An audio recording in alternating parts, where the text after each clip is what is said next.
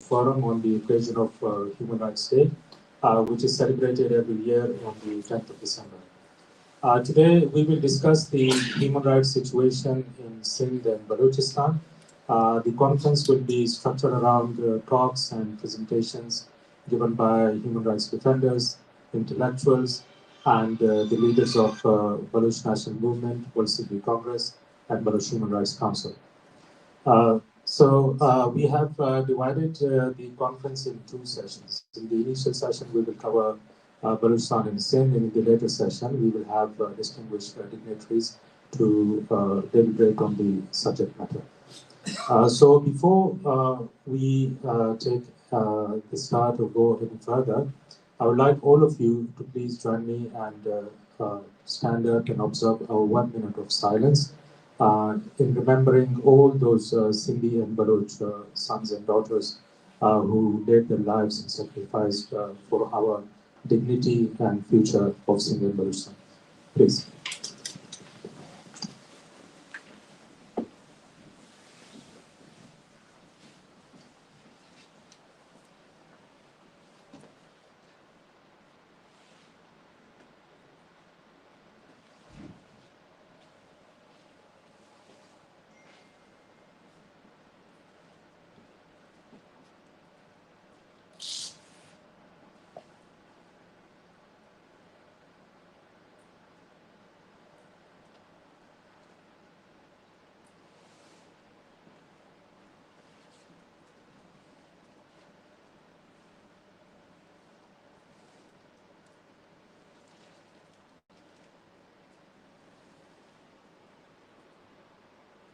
Thank you.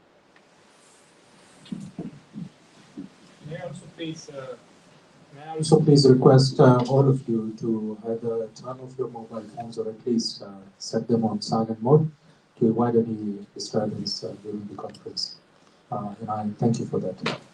So now, first of all, we will start with a video documentary produced by Baloch Human Rights Council, which covers or briefly covers the human rights situation, the historical background, and the current situation of human rights in Balochistan.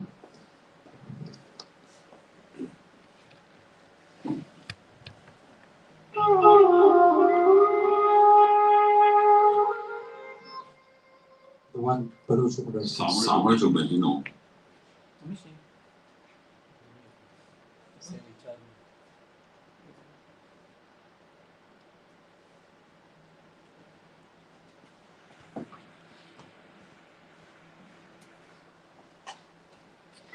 In 1666, the Confederation of Baloch Tribes created the first Baloch state, known at that time as the Khanate of Kalat. During the 19th century, Tsarist Russia and the British Empire became entangled in a cold and hot war of attrition in Central Asia.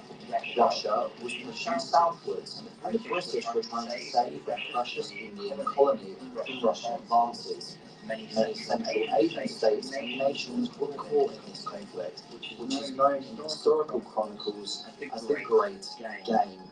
Balochistan became a victim of this superpower rivalry. It was occupied by British troops in November 1839. The capital, Kalat, was occupied and the Khan of Baloch was killed. Later, the colonial power divided Balochistan and many of its regions were given to Persia and Afghanistan. In the wake of the Second World War, the British decided to quit India. However, to safeguard its political, strategic, and economic interests in the region, it divided India on religious grounds and created the client state of Pakistan. The Baloch state, on 11th of August 1947, declared its independence, and a bicameral parliament was elected, and the Khan of Baloch became the head of the newly independent state. However, despite initially recognizing the independence of Balochistan, the Pakistani troops invaded it and occupied it on 27th of March 1948. The Baloch offered political and armed uprisings against the occupation, but were overwhelmed, bringing tremendous losses to the Baloch in men and material. Because of this prolonged and bloody conflict of the Baloch with Pakistan, the history of Balochistan from 1948 is a tale of sufferings and misery for the Baloch. The Pakistani state has been carrying out ruthless military actions and commits heinous crimes against humanity in Balochistan.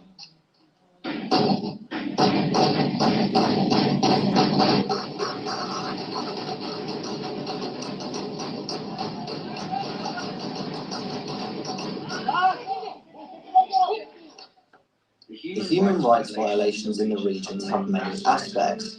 They include cultural domination and economic exploitation. They include enforced disappearances and illegal detentions, abductions and torture of political activists, students, journalists, intellectuals and human rights activists. What's more, there's a kill and dump policy of the armed forces. Balochistan is one of the richest regions in the world in terms of natural resources. The national wealth of Balochistan has been ruthlessly exploited by Pakistan since the beginning of its occupation. In recent decades, China has emerged as the main exploiter of the Baloch natural resources. The China-Pakistan Economic Corridor, or CPEC, is the face of this colonial practice. Cultural domination is another aspect of the human rights violations in the region. Balochi language is not being taught in schools. Instead, a North Indian language has been declared as the official language of the state and medium of instruction in educational institutions. The 1,000-year-old Balochi language is at the verge of extinction. In the school curriculum in Pakistan, Baloch cultural and societal norms are being ridiculed as un-Islamic and the Baloch are defined as barbaric. Baloch entry into the corridors of power has been systematically blocked. Any political activity demanding the rights of the Baloch people is being regarded as anti-state and anti-Islamic. The genuine Baloch leadership has never been allowed to represent their people in the power circles of the state. As a facade, some of the social outcasts, drug traffickers, and religious fanatics, which are loyal to the army and members of death squads, are being selected as the representatives of the Baloch people.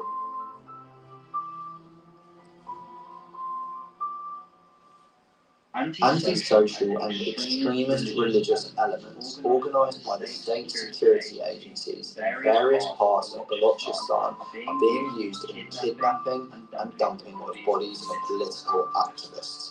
They are popularly known in Balochistan as the army's death squads. They act in conjunction with the security forces. In most of the documented cases, the perpetrators acted openly, in broad daylight, sometimes in busy public areas with apparently little concern of the presence of numerous witnesses.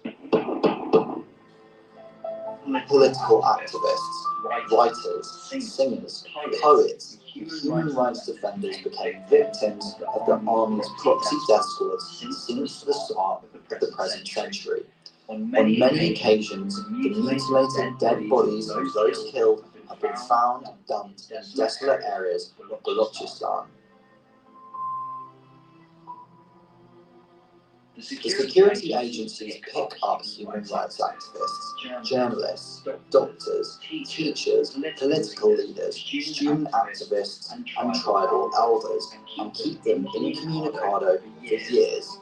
These people are dubbed the missing persons. The fate of hundreds of such people is still uncertain. In September 2010, Defense of Human Rights, an Islamabad-based human rights group, has put the number of missing persons at 1,700.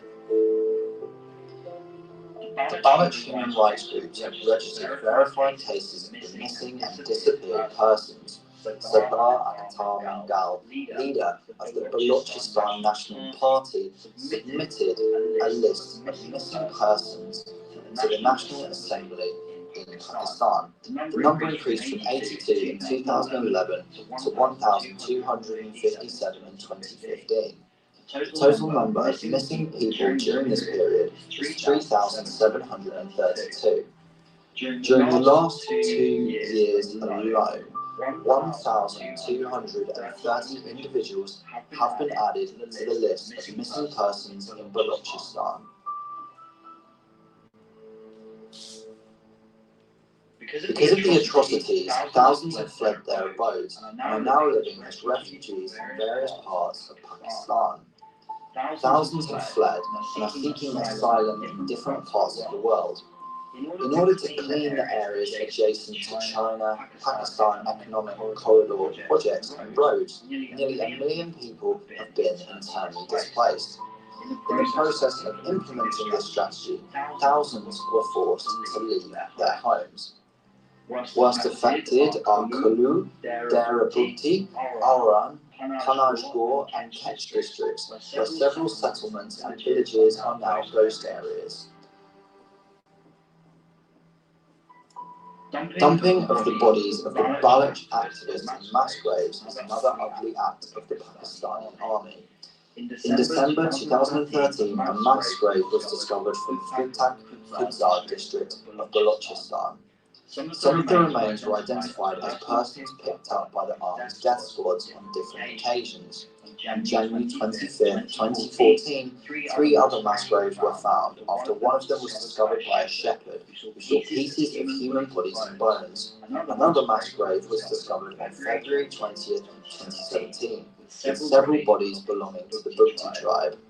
Besides this, on several occasions, mutilated bodies of Baloch missing persons were found floating in the Indus River. The draconian policy of collective punishment adopted by the Pakistani security agencies is being carried out with impunity in the 21st century world, with any resistance activity against the security forces. Nearby villages would be raided and mass punishment given to the civilian population. As the state of Pakistan has only been relying on military repression in dealing with the Baloch national question, Balochistan has been converted into a war zone. After every 25 kilometers, a checkpoint has been established, either by regular army units or by paramilitary forces. It has been declared a no-go area for the international media and human rights organisations. Nothing of the atrocities is being reported in the international media. Balochistan is in turmoil. The people are living in a state of siege in the 21st century world. The tale of blood and tears in Balochistan is continuing. Many actions of Pakistani security forces and its auxiliary, religious or extremist organisation clearly come into the category of war crimes, according to the United Nations General Assembly resolutions.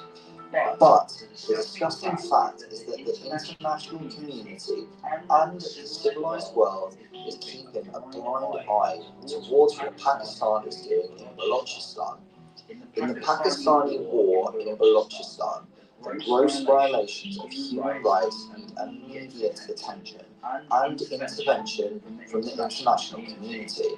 It is high time for the world to recognise the Pakistani actions in Balochistan as genocide, according to the UN definition of the term. It is also imperative that the international community must also realise that it would not help to keep separate standards for those who committed genocide in Central Europe and Africa for those who are committing genocide in Balochistan. The Baloch, who is facing the worst of atrocities and genocide acts, needs the help of the civilized world in a meaningful way before it is too late.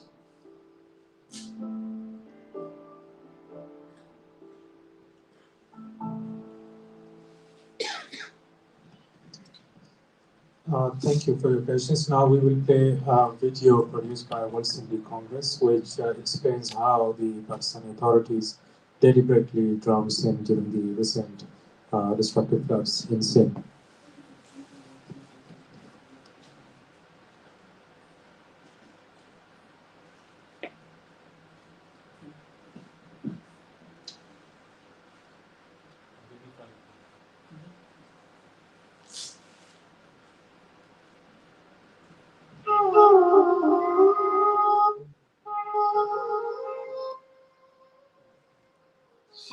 जो महीनो वो बरसातुनि जो महीनो हुजे थो जंहिंमें बरसंदड़ मींहुं थर मां ॾुकार खे ख़तमु करे ख़ुशहालीअ जा नवां गुलाब पोखींदो आहे त ॿिए पासे वरी काछे खे पलर जी पालोट सरसब्ज़ बणाए छॾींदी आहे सिंधु दरिया में आयल पाणी समुंड जी सलामी भरे पलो आणींदो आहे त वरी सॼे कचे मां कब्ज़ा ऐं ज़मींदारी बंद ख़तमु कराइण लाइ बचा बंदनि सां टकराइबो आहे अगस्त महीने खां मौसमियात खाते मुसलसल चताब ॾिना त हिन भेरे मामूल खां बि वधीक बरसाति पवंदी उन बावजूदि हुकूमती इदारा सुजाॻ थियण बदिरां तमाशबीन थी वेठा रहिया सिंध में अञा बादल एतिरो बरसिया ई न हुआ न वरी सिंधु दरिया में एतिरो पाणी पहुतो हो जो सूरत हाल मथां मां निकिरी वञे तॾहिं केपीके में पाणी ख़तरे जी घंटी वॼाए चुको हो बलूचिस्तान जा रस्ता बुॾी चुका हुआ अगस्त महीने जी पहिरीं तारीख़ुनि में बलूचिस्तान अंदरि ॿोॾि सबबु फोड़ थींदड़नि जो अंग 150 खां बि वधी वियो हो पर सिंध सरकार मुसलसल गफ़लत जो मुज़ाहिरो कंदी रही उहा फितरत जी उन ख़बरदारियुनि खां ॼण त बेख़बर रही मुल्की मीडिया बलूचिस्तान जे ॿोॾि मुतासिर माण्हुनि जे दर्द बदिरां रुॻो सियासी छिकताण खे ॾेखारींदी रही लाशुनि जो केस वक़्त जी अदालत में इल्तवा जो शिकार थी अखियुनि खे कई सवाल अर्पींदो रहियो पर तॾहिं बि हुक्मरान बेहिसीअ जो भूत बणी रहिया बलूचिस्तान मां ईंदड़ पाणी सिंध तरफ़ वधण लॻो सिंध में बरसातुनि जो सिलसिलो तेज़ थींदो वियो 4 अगस्त ते बलूचिस्तान मां ईंदड़ पाणी फरीदाबाद जी हमल ढंढ में दाख़िल थी चुको हो ॿ ॿोट ॿुॾी विया ऐं एफनी बंद ते दबाव बि वधी वियो बरसात मुतासिर इलाइक़नि में गैस्ट्रो जो मर्ज़ पखिजण लॻो त ॿिए तरफ़ काछे मां बि बलान शुरू थी चुकी हुई खोराक खाते जे खुलियल आसमाननि वारनि गोदामनि में रखियल कणिक जी हिफ़ाज़त लाइ के बि उपाय न वरिता विया कणिक ख़राब थी त बरसात फसल बुझाए छॾिया सिंधु दरिया जे पाणी में वाद थींदी रही आहिस्ते आहिस्ते हालतूं हथनि मां निकिरी वयूं चंड मुसाफ़िर चोरी तारीख़ थियो चोरी चांडोकीअ वारी उहा राति जॾहिं समुंड सिंधु जो पाणी आए खणंदो मथां वरी मंचो ढंढ वारो ख़तरनाक ख़तरो अॻियां हो सिंधी मीडिया बस आहर अॻवाट ख़तरनि खां आगाही ॾिनी पर जेके हुक्मरान हथ सां शहर ॿोड़े आलमी इमदाद जो आसरो लॻाए वेठा हुजनि उहे बचाव लाइ कहिड़ा उपाय वठंदा हिकु पासे सियासी छिकताण वधी रही हुई त ॿिए तरफ़ बरसातुनि में इज़ाफ़ो थींदो पियो वियो अगस्त जे पहिरें हफ़्ते दौरान ई सिंधु दरिया जो कचो ख़ाली थी चुको हो 7 अगस्त खां पोइ पयल बरसातुनि ऐं खारनि केतिरनि इलाइक़नि खे पाणी हेठां आंदो हर गुज़रंदड़ ॾींहुं तबाहीअ जी तारीख़ रक़म करण लॻो सिंध सरकार सिंध जे 9 ज़िलनि मटियारी सानगढ़ ठट्टो दादू जामशोरो लोशेरो फिरोज़ खैरपुर बदीन मटियारी ऐं कंबर जी 723 देहनि खे आफ़त सटल करार ॾिनो 16 अगस्त ते जॾहिं हिकु पासे बरसात तबाही मचाई हुई त ॿिए पासे बलूचिस्तान में आयल पाणी सिंध जा इलाइक़ा ॿोड़ींदो रहियो वरी समुंड में चाड़ सामूंडी पटीअ जा केतिरा ई ॻोठ ॿोड़े छॾिया उहे माण्हू जेके हज़ार ॾुखियाईनि बावजूदि पंहिंजे अजनि में तरसियल हुआ से पंहिंजा अज छॾे वाहन ऐं रोडनि जे किनारे ते अची विया उन्हनि खां छत बि खसिजी वई त सहारा बि खसिजी विया हुकूमत रिलीफ जे कमनि ऐं शहरनि खे बचाइण लाइ जेके फोकल पर्सन मुक़ररु कया उहे सिर्फ़ दौरनि ते तेल साड़ींदा रहिया बेहर सानगढ़ ऐं जोधे खे बचाइण लाइ शहरनि बंद ॿधी रातूं जाॻी बंदनि जी हिफ़ाज़त कई बाअसर माण्हुनि पंहिंजूं ज़मीनूं बचाइण लाइ ॻोठनि जा ॻोठ ॿोड़े छॾिया न सिर्फ़ बादल भरिजी आया पर सिंधु बि तार थियो Multiple level cross. The Treaty August Pay, Sindhi Treaty Zealand Key, offered settled Zulu Karari. Udal Elita में मात्र मानूं की महफूज नाम तकलीफ कराने लाए ये कदम रखा गया जुल्म निंदा याद थी जो सिंध वासी में बने प्यारन का लाश लेकिन नहीं खाया सिंधी रानी पनाह लाए गेम पर दर बदर थी रातरी मालिक को दिखा दियो रातरी मालिक को दिखा दियो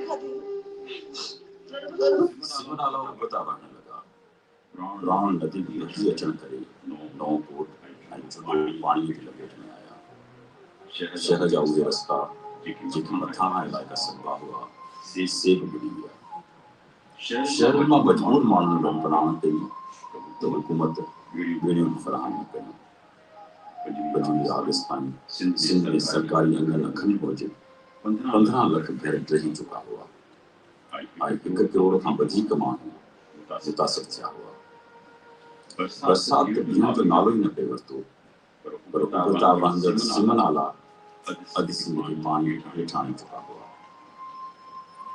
आबाशी खातो ते किथे नजर न पे आयो जिले इंसानिया बंत मफलूज हो जे और जे कई सेहत मरकज मुकम्मल बंद थी चुका हुआ टी अगस्त पे खेपुनाथन शाह वासिम के कयामत उन वक्त गड़ी हुई जगह जिले इंसानिया शहर खाली करने का ऐलान करे शहर के किन महफूज नाम मुंतकिल करने लाए एक कदम न किया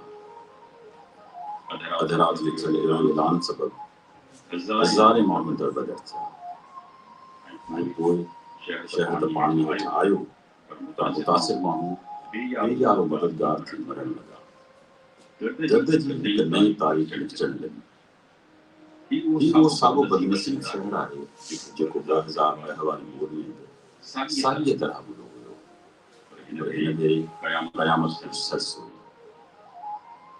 वो बेहिस हुकुमरान जिनके पर्दे में आयल अमदाद जो मसरो हो उन्हें शहर बोलाइन शुरू करे छड़िया मंसूर के डरिया विया तो मखदूम बिलावल की नगरी डलती ताईं पानी भरतो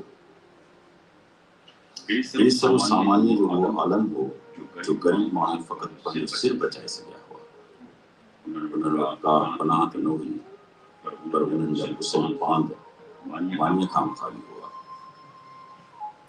बहुत मुतासिर की न्याणियुनि खे हिरासत करण जा वाक़िया पेश आया ब्राउन नदीअ जे बंकरनि में कयल खंड जे मामले ते एहतिजाज साम्हूं आया पुलिस ऐं तरह जे असर रसूख़ वारनि माण्हुनि उन एहतिजाज खे तकरारी बनाइण लाइ मुख़्तलिफ़ कहाणियूं खणियूं हफ़्ते ज़िले इंतज़ामिया खे बोल मुतासिरनि जे रेस्क्यू लाइ जारी थी करोड़ें रुपया किथे ख़र्च थिया को बि नथो ॼाणे आलमी इमदाद जे हवाले सां उहा इमदाद अंगनि अखरनि में मिलियंस डॉलर्स में ॿुधाई पई वई पर बिलियन डॉलर्स जो सवाल इहो आहे तो उहे मिलियन डॉलर्स किथे ख़र्च थिया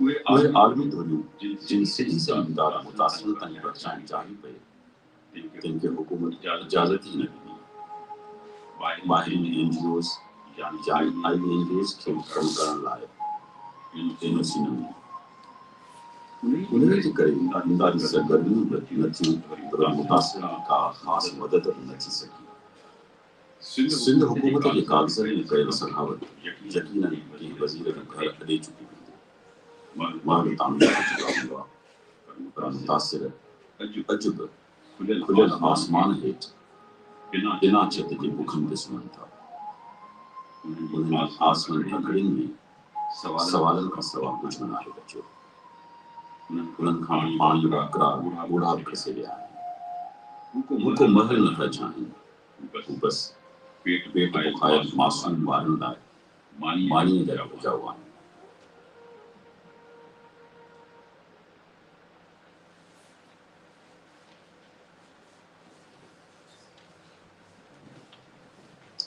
Thank you. Now, we'll move on, and I'll request Hassan Hamdan to please come and join me on the stage. Hassan Hamdan is a human rights activist and writer. He is the vice chairperson of the Baloch Human Rights Council and is the author of the recently published book entitled The Right to Self-Determination Under International Law and Politics, The Case of the Baloch People. Mr. Hassan will talk us through the human rights challenges facing the Baloch people in Balochistan. Mr. Hassan, please.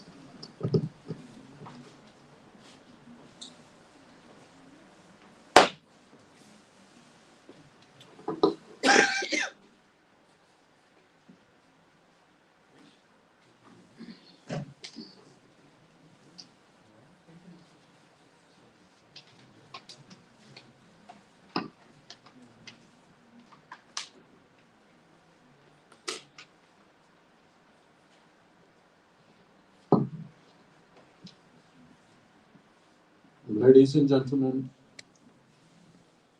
I would like to just briefly speak about this day and the universal human rights and the response of the world toward these rules. Today, we are here to remember and remind ourselves that after the Second World War, the United Nations General Assembly adopted the Universal Declaration of Human Rights on this day in 1948, meaning that all people, being human being in the world, would enjoy the same human rights. And this is the responsibility of the United Nations to protect people from tyrants and ill treatments. This was considered to be one of the greatest days in human history. And the people of the world began to celebrate their universal protection around the globe. The Universal Declaration of Human Rights marked an important shift by bringing not power politics, but human rights at the heart of it. Is a newer heart agenda. Almost all countries line up to sign the Declaration of Human Rights, which never happened before in human history. However, the realization and recognition of human rights were not a new thing. About bringing them into a universal declaration and marking them as an international responsibility under international legal orders was a great and unique attempt by the international community. As a human being, people have always knew that they have rights and duty towards each other. Human rights belong to all of us simply because we are human. And we have something called brain, which is capable of thinking and reasoning.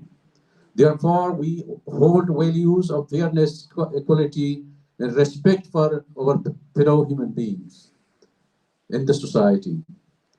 The wrong, right, bad, or good deeds were measured by those values of community and dealt with accordingly. In early human history, those values and customs were not protected by some legally binding laws, but they were based on natural rights and law. When people saw that the natural rules were not able to protect them from more powerful people, they made legally binding rules to restrain those who tend to cross the line. Since the right of people being adopted and protected throughout history in various ways by natural rights and natural laws, because of the intersection between natural law and natural rights, natural law has been claimed and attributed as a key component in the Magna Carta, which gave people new rights and made the King John of England subject to the law. Magna Carta was issued in June 1215, and it was the first document to put the writing principle that the king his government was not above the law.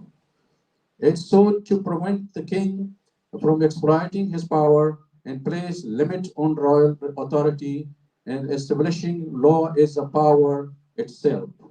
This is how the Western world began to take power from the king and powerful rulers and transfer them to the public institutions.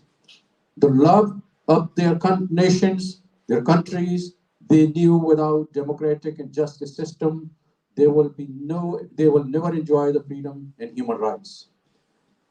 The reasoning of natural law was also part of the Act of Abjuration 1581 of the Netherlands, the Declaration of Independence in 1776 of the United States,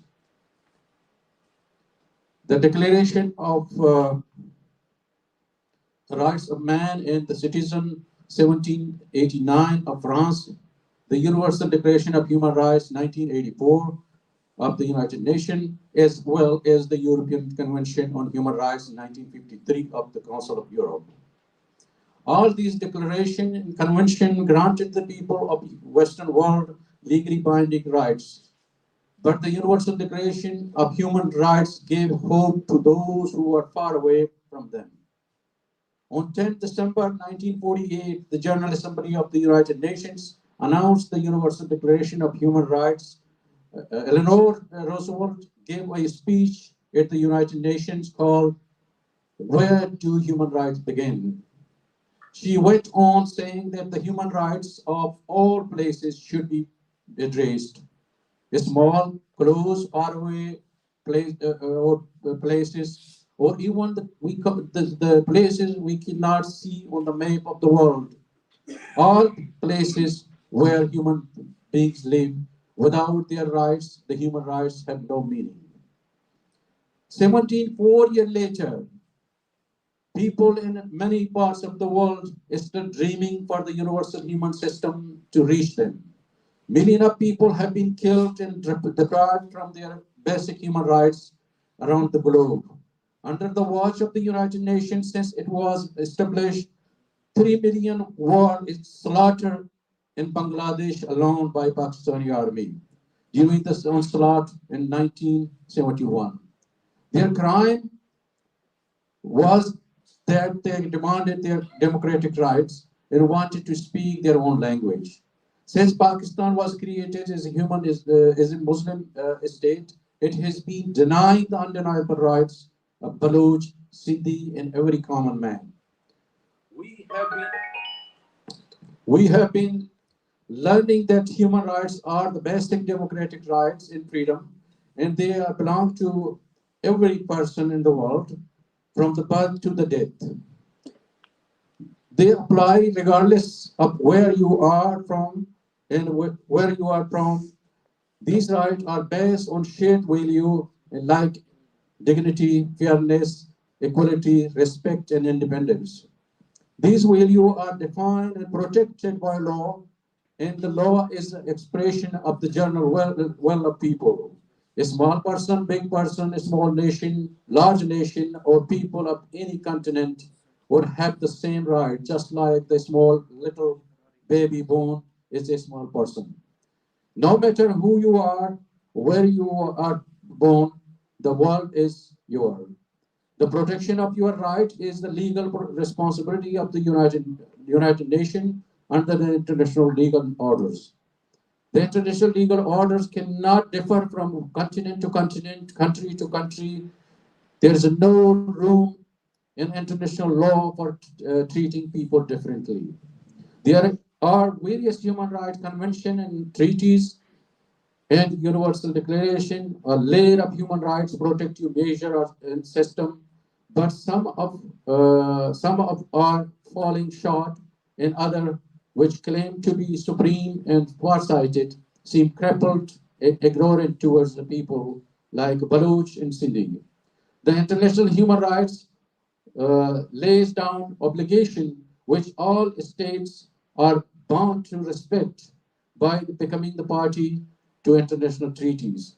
States are obliged to their duty to guarantee human rights under international law, let alone the member state in our modern world No country, whether it is a member or otherwise, cannot treat people in their population outside the international legal order.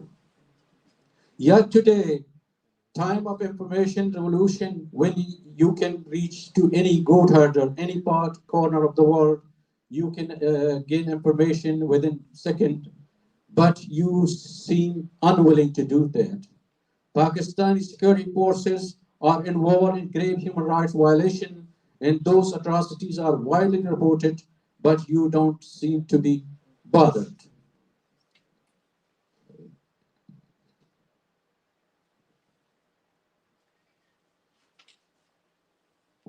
But you don't seem to be bothered. Yesterday, we are witnessing the massacre in both sides of Balochistan. Yesterday, we are seeing the bloodshed. We are seeing the breeding children of our nation in Iran. Yesterday, we are watching the dead bodies and gruesome picture of our children and our loved one falling in every corner of Balochistan. Yesterday, we are hopelessly searching for our missing son and father and brothers. Yesterday, we are continuing to see the mass grave of our mass. Yeah, we are hopelessly. We are seeing the mass grave of our loved ones without. Your voice is okay as it is. Yeah, well, as you can hear this one. Yeah, hopelessly searching for our missing son, father, and brothers. Yesterday, we are continuing to see mass grave people who went without knowing how many sons of our soil thrown there alive.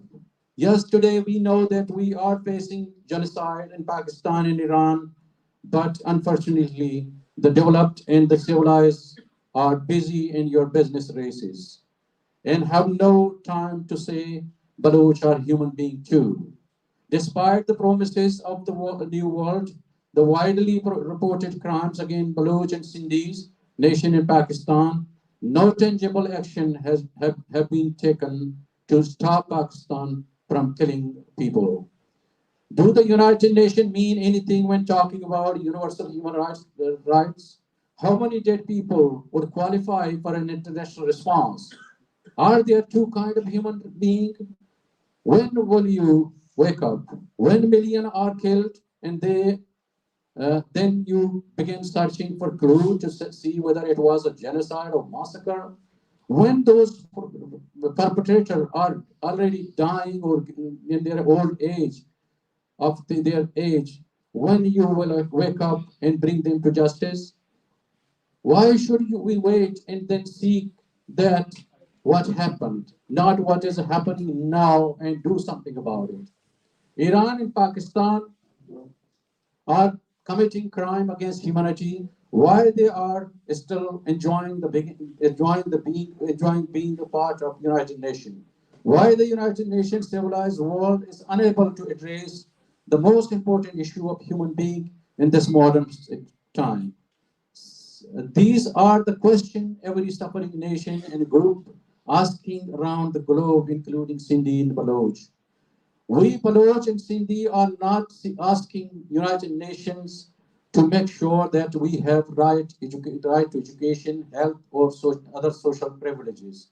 We are simply asking to have right to life, not by being tortured, extrajudicially killed by Iran and Pakistan. Is this too much to ask for? Until the United Nations and international community clearly show that they care and take universal human rights seriously, the world would stay divided.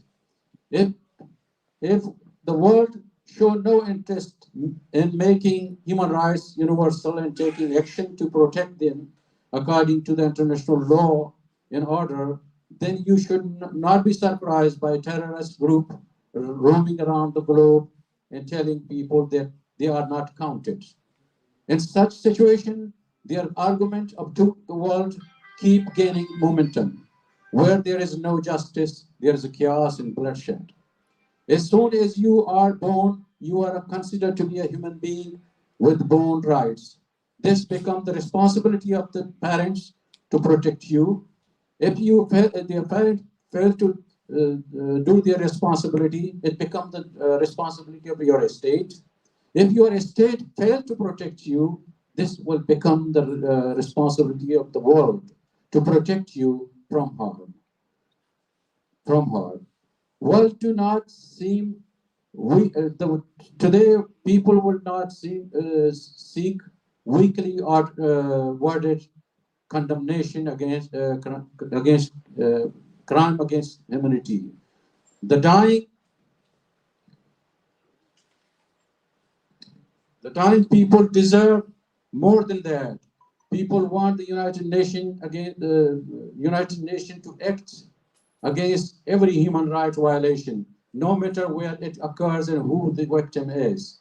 The bottom line is, if the United Nations keep failing to act and protect human rights according to international law, there is no hope for peace in the world. People will continue fighting for their born rights and dignity, and tyrants will be busy slaughtering them without impunity. Is this the prospect of our modern world? Thank you very much for your patience.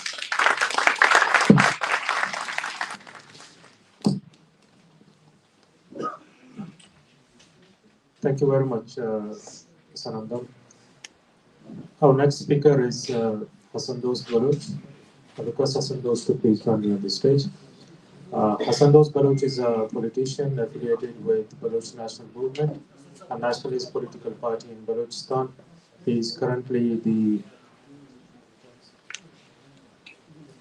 Junior Joint Secretary of Baloch National Movement. Ajasa.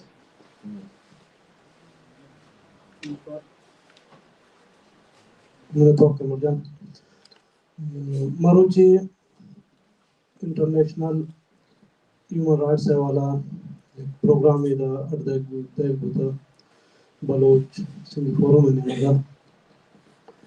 Ma ये चीज़ा चारण के बलूचिस्तान तहा मर्ची पाकिस्तान निगार चीज़ के इंसानी हक़ ने खिलाफ वर्जी बह गए माँ मन है सियाक पोलिटिकल वर्कर है गिंदन के अक़वाम मुत्तहिदा की एक आलमी इदारा है क्या इंसानी हकूक़ ने खातिर आर्दयक बुता तुमागिंदन बलूचिस्तान भी या हमारा रीजन है था अफगानिस्तान भी ईरान भी हर चीज़ है कि स्पेशली पाकिस्तान में इंटरफेयर की भी रीजन है था आसन वो दा अक़वाम मुत्तहिदा ये बाबता कोर गुंग कर रहे पर्चे के अक़वाम मुत्तहिदा इंसानी हकूक़ ने बाबता हर चीज़ के दुनिया मुल्क हस्तंद क्या इंसानी हकूक़ ने बारा आवानी खिलाफ वर्जी न करने के बाबत अक़वाम मुत्तहिदा में चार्टर के साइन करता मागिंदन कि पाकिस्तान हर वादा ईशानी खिलाफ वर्जी कराने के बल्कि तरह यक वादना यतना खिलाफ वर्जी ना अमा यच्चिन नुक्ते पॉइंट न मनता कस्य कुछ पाकिस्तान होता अमा चार्टरन या अक़वाम मुत्तहिदा मेंबर होते हुए अमा खिलाफ वर्जी न कुछ लगे स्पेशली 2005 बगैर तन रोजगार मरोज बलूचिस्तान तहा पाकिस्तान हवाई फौज हमा जुल्म जब जोरा कियान कुर्तगे मिनी ख्याला मर्दुम बांग्लादेश हम शदिलाबाद 2009 वक्त बलूच नेशनल मूवमेंट चेयरमैन वाजा गुलाम अहमद मुसंगता शहीद कनक बो तुमती सन के अक़वाम मुत्तहिदा गिर या तमाम इंसानी आलमी इदारा ये बाबता गुंग चुप कर रहा माँ हर वादे हमें उड़े रोजाना फकत मौत होती पर्सनली निव्यूज़ा कि अक़वाम मुत्तहिदा मुख्तलिफ रोज अड दाता कि हमें रोजाना कस्से पैद होती दिले लार जोशान बिकशी मन समझीन वाक़ियतन हमेशा में दो दांग का अलावा या मौती दर्द गोती मखलूक है इंटरनेशनल ऑर्गेनाइजेशन है अक़वाम मुत्तहिदा तनिया दर्द शेयर करने के अलावा मत के चीजें गिंदा करना है पर्चा के रोज बरोज पाकिस्तान आर्मी आई अर्दो की डेथ स्क्वाड तमाम इंसानी हकूका ने हद हदूदन ग्वाजेनानन लताड़ कनानन दे मारवानन भले मागिंदगान कि अक़वाम मुत्तहिदा यक्केन रूल ब्राई सरा अफेक्ट न कर माँ ये सरपत गए कि प्रेशिता येशान यम जुल्म जब जोरा की जाहिर है पर्चे के ये तनाव आदा गुमेवड़ें गुरो गुमेवड़ें इदारान दस्तमान न कनन तनाव आदिया हमें मर्दुम आवान मुफादातन खातिरा बिमे रीजन था वो आवान कारा देमा बरन पर्चे के मागिंदन कि अगर इंसान किसान इन मसले भी पाकिस्तान सरा हमें चीजें मुल्क के बदमाश मुल्क पर दुनिया तावन वजूद हस्त आवानी मुफादातन खातिरा तो पाकिस्तान किसान किसान नुकसान सरा इंसानी हकूक भी दिगर खिलाफ वर्जी भी बैंक कि हमें चाहता साइल कुर्ता कुमत दे इदारे तवस्सुता तो आयरा ब्लैकमेल कनन शाही कार गिरा अफगानिस्तान भी मागिंदन के अफगानिस्तान था बाज अफगानानी खुश नहीं था हम पाकिस्तान दस्त घूमे इंटरनेशनल कम्युनिटी तवसुता गोन हमें खातरा मावशन की बलूचिस्तान तारची की जुल्म जबर बहगे थे पाकिस्तान कुलम खुला कंदिश आई खातरा परे खातरा सेक्शन खार नए आयंत अक़वाम मुत्तहिदा क्या आ रीजन था हमेशा खातरा आवान मुफादात गिरतो देमा बात मर्ची स्पेशली बलूचिस्तान था मायक चीज़ें गिंदगान कि एक मज़ारिन खच तायदा दे मैं मखलूक खुदकुशी करने गया था आई बारह की माँ कम तहकीक कनन गिंदन और द इलाकाई हर चीज़ें की ऑर्गेनाइजेशन अस्तन या डॉक्टरान फोरम अस्तन आवानी गुशाकेशन की इंतहाई नफ्सियाती यक दौरिया गुज़र था पर्चे के हमें हर चीज़ के मखलूक़ात में मर्चबांदा खुदकुशी करना गया है आवानिता अक्सरियत तमाम मर्दमन क्या शिदुदेमा पाकिस्तान फौज आवाना बेगवार मुर्ता शायरन दागुड़ा आवन यले दाता मागिंदन कि पाकिस्तान है टार्चर सेना निता इंतहाई अजियत ना के सोचना के सलूक गोमे मखलूक या हर अमा मजलूम तबका कि वो थी हक के बरतन गुनाही कनक भी तुशाई पदा हमें मर्दुम यला कनक भी आई हमें टार्चर आई हमें ज़हनी अजियत तना शमाई यला देगा पद अलास नबी बल्कि शाही रंदा कंटिन्यूसली आयरा हर वक्त ये इदारा फौज या अमा इलाका था कि डेथ स्क्वाड तश्कील दाता आवान जरिया हमें यला कने मर्दुमा इंतहाई टार्चर कनक भी तो मजबूरन अमा मर्दुमा दिगेच रा पशना कभी बगैर शा खुदकुशी कनगा माँ वती इदारा ने मगा मरोची ने कॉन्फ्रेंस से अवाला अक़वाम मुत्तहिदा है इदारा दसबंदी करन कि आबाद एक फोरम इब्तानी या एक टीम इब्तानी कि बलूचिस्तान मरोची हकीकत है कि 20 साल एक वार जोन डिक्लेयर कनक बूता बाद यार वार जोन डिक्लेयर कनक भी अवादा उठी कमेटी रात एक भी वो दबा कायदा तहकीक कनक भी और मर्दुमा ने हमें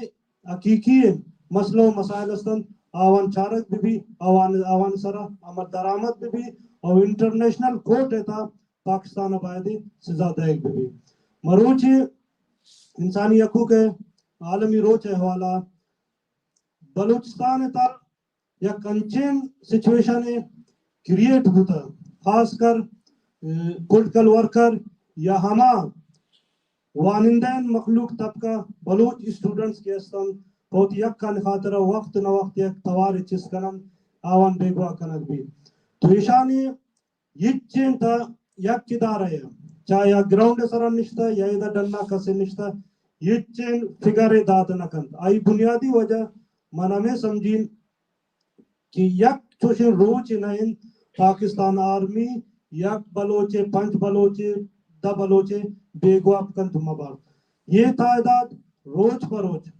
ودانا گیشتر بوان رو کمی ایشیتا نائت اگر کمی کہت آما صورت تکیت یا اما مردوں میں یک کی یلد ایک کنک بوتا آم نفسیاتی والا امین کا ختمین کلاتے روچا پد ود آترا ختم کن خودکشی نمگر رو دومی یا ایشانتا اما صورت کم بوتی کہت کہ یک مردوں میں جن تو یک دشتے تا دوردن تو یلادن تے شاہی علاوہ یہ ہر چیز ہے کہ میں آرگنائزیشن استن تو دا ہر وادیا فگرز دین ہزار انتا ہر سالہ دیما روانا تو ایک انسانی علمیہ یہ دارک لازمی کہ اقوام متحدہ ہر چیزیں کے رولز ریگولیشن چیزیں انسانی حقوقاً بارہ کی جوڑ کرتا ہر ملک کے کہ پاکستان ہمیں وقتا آئی ممبر انسانی حقوق پامالیاں حوالہ کس گندی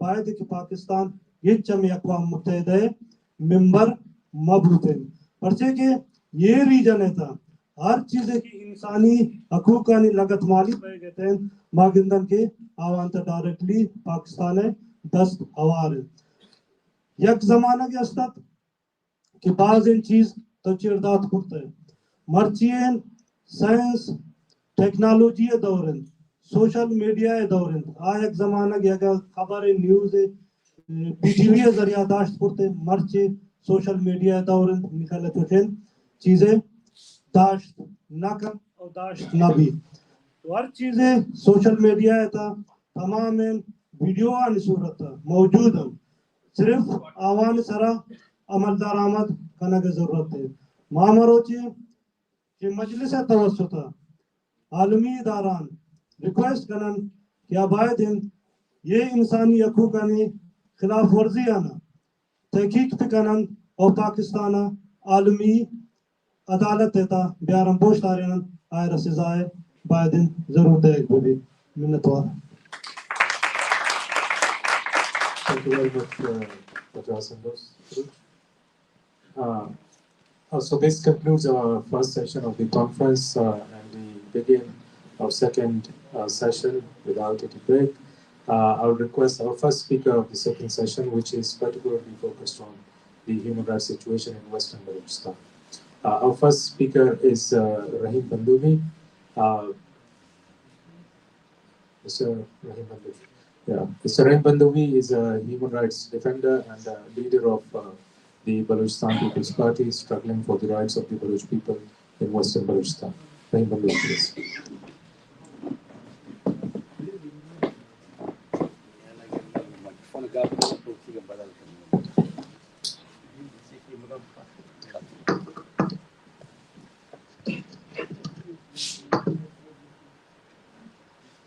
من شما درستان خدمت سلام عرض کنم نزنی لازمه که ما بدارن اینا یا توان رسه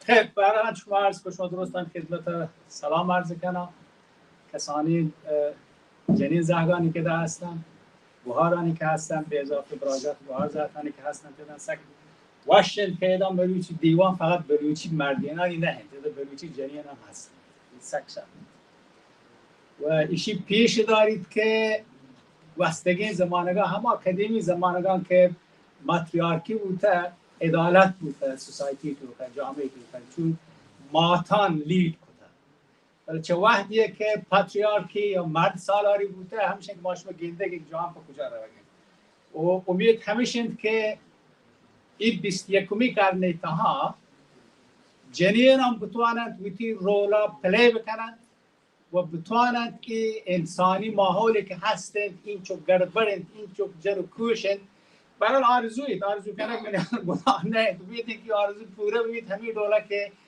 جنینان لیدرشیپ سوسایتیانی دستا بگیرن. خیر برای مروچی گپ ماشمی درستانه داشتید که مروچی Human Rights Day 10 دسامبر که 1947 برای یونایتد نیشن یا سازمان ملل شکل گرفت و انسانی تجربیانی مطابقه نه هوایی و آسمانی انسانی تجربیانی مطابقه که این خاکی زمینی سرشانی که زند گوازی نگن مشکلاتی که آن دیم پدیم بودگن پیدا یاکر رستگن که لحظی رول یا قانون بلدن که نام بران هلک بوده سازمان ملل Human Rights Manifesto یا ما منشور حقوق بشر سازمان ملل یا ما برای انسانانی حق گوبالی هستند شد.